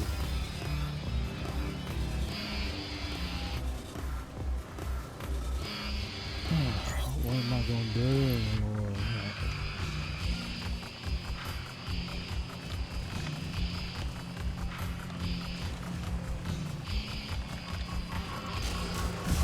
There you go.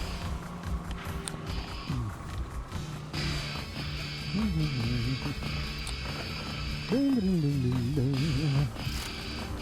How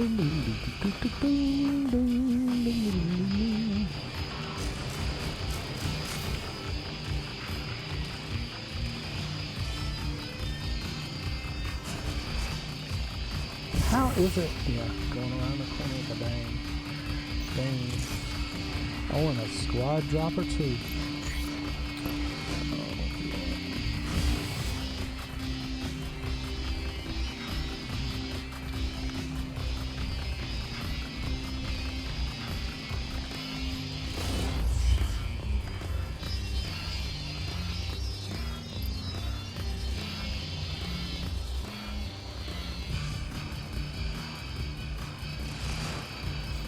Oh, I hate you.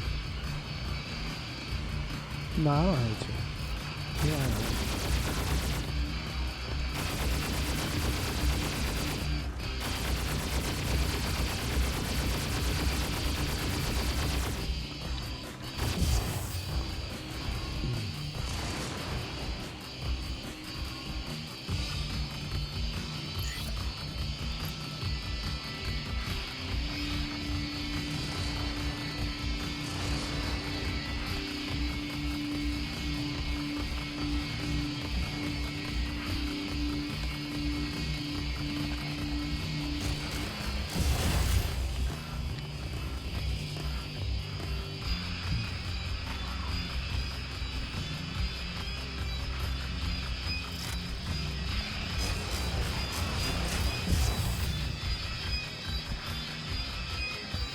Helix Rack 6.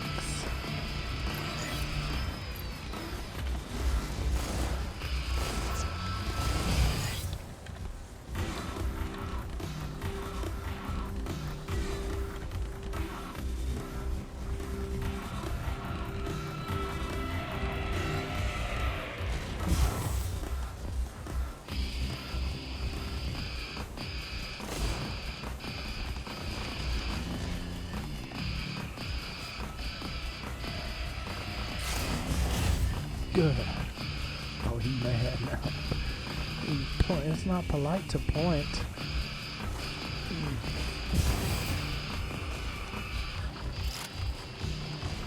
Ouch! See, I know y'all got more powerful weapons than me, 72,000 damage.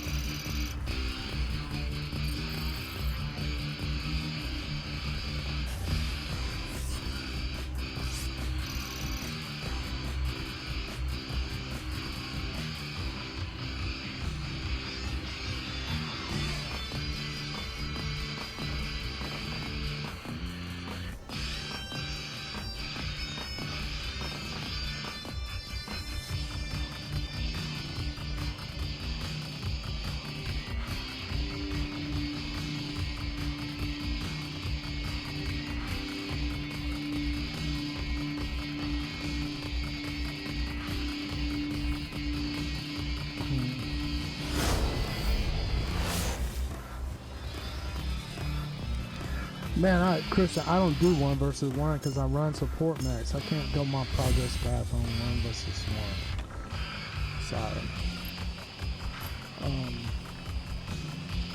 Let's see.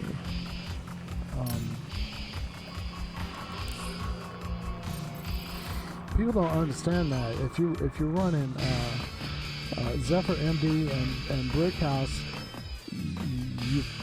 your progress path requires support activity, squad support. I need assists and stuff. Hold on a second, let me see what Prophet's up to.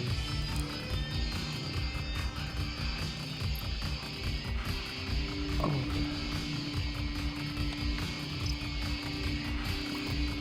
Let me go see if I can play some with him.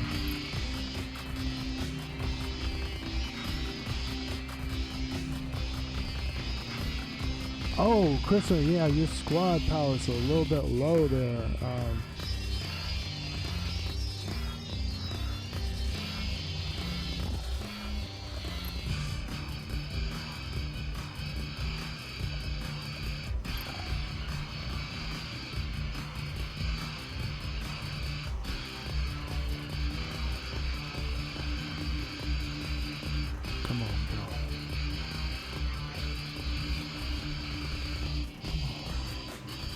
check. Check 1, 2.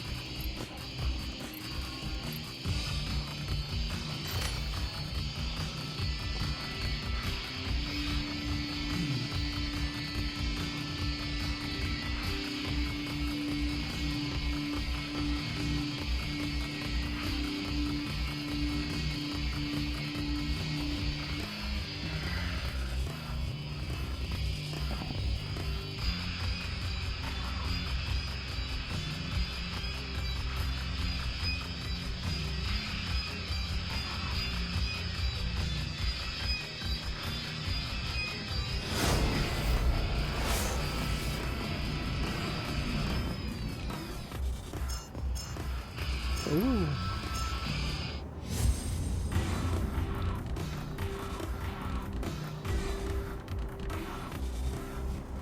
I hope his coffin fits. Coffin fits.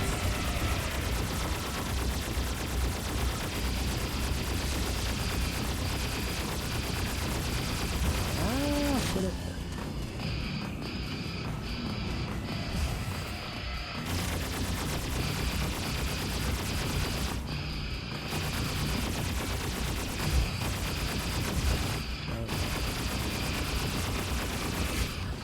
Ah, stop.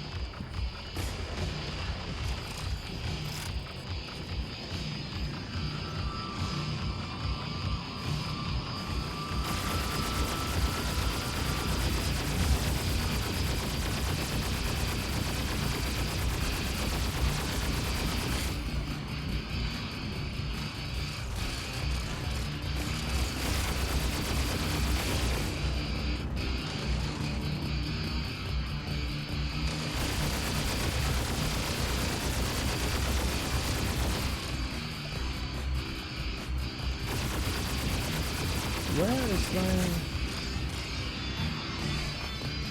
Is that how I got beat rabbit?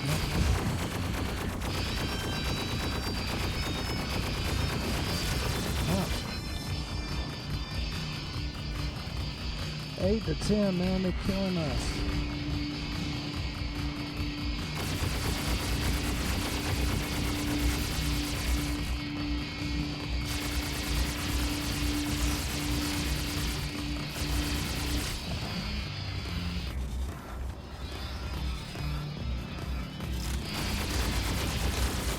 Ouch!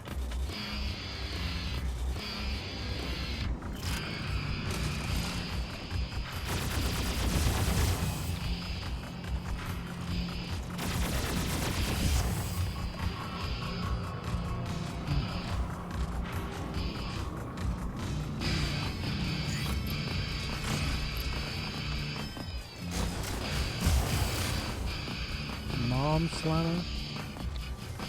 Man, Prophet ain't even in here, man. We dying. Oh! Yeah. He was kind of strolling out there in the camp.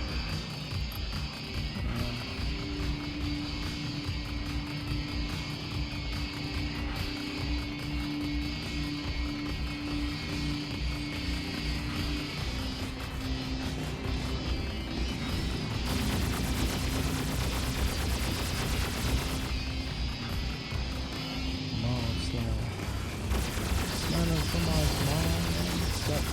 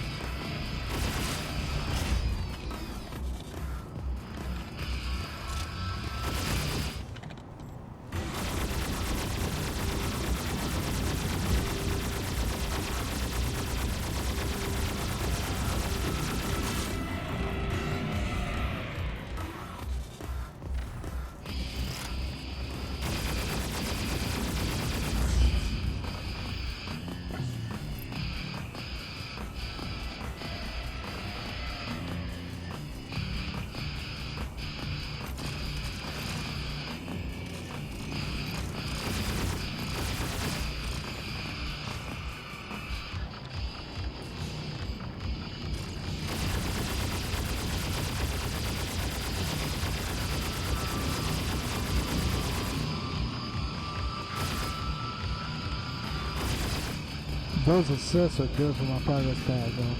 I tell you what. Very good. So the main things I need to get.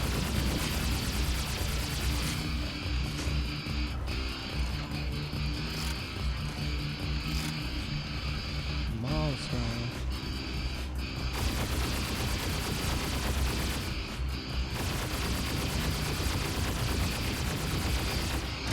Ah.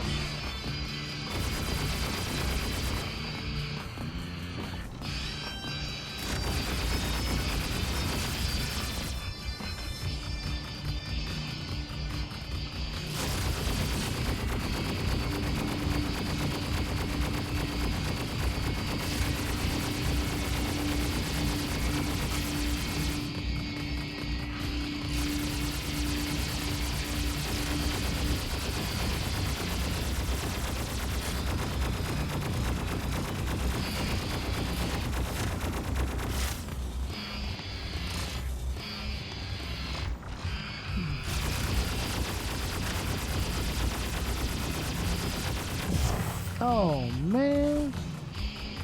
Ooh.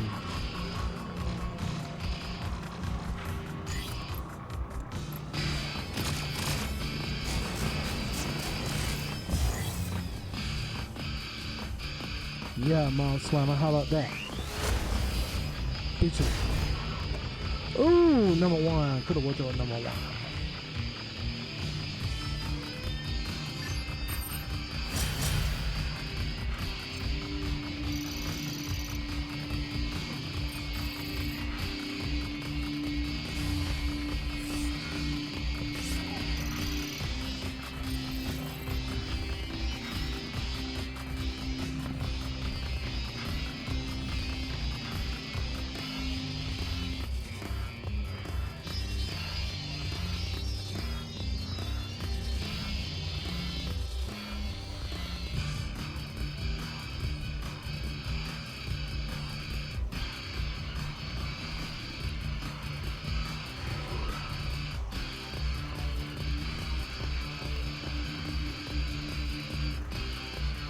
%.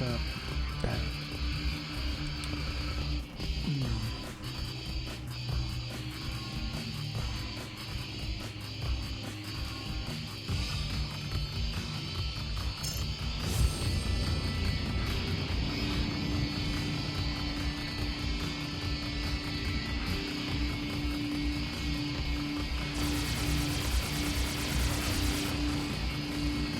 Wait a minute. Man, you're not even in here. Graviton there. Nice. I'm dropping.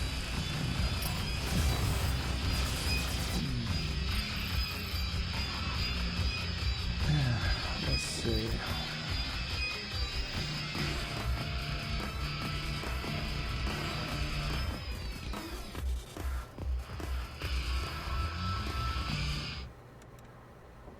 All right, so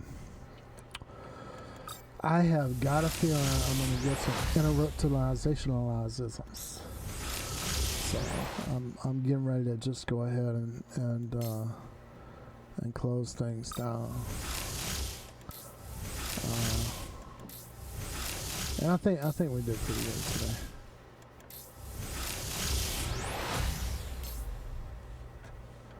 But give me those likes and subscribes and stuff. Man, I gotta build up this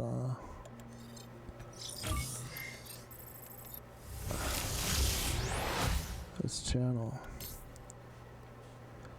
And I don't know. I know I have not spent a single. I got to go, Krishna. I'm sorry. Govinda, Govinda, Narayana, Bhuvanadhara, Pranavaswarupa, Palaya, Palaya, Patipurisa. Man, I cannot. I'm about to drop, because I need to go move my behind over into my daughter's room and get ready for a long day of study and things. behind it.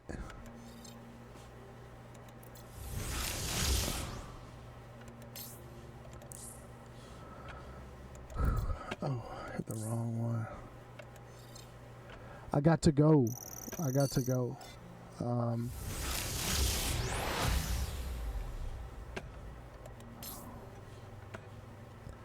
321. That's gonna be 6 months before I can upgrade. Alright. But hopefully I'm getting better.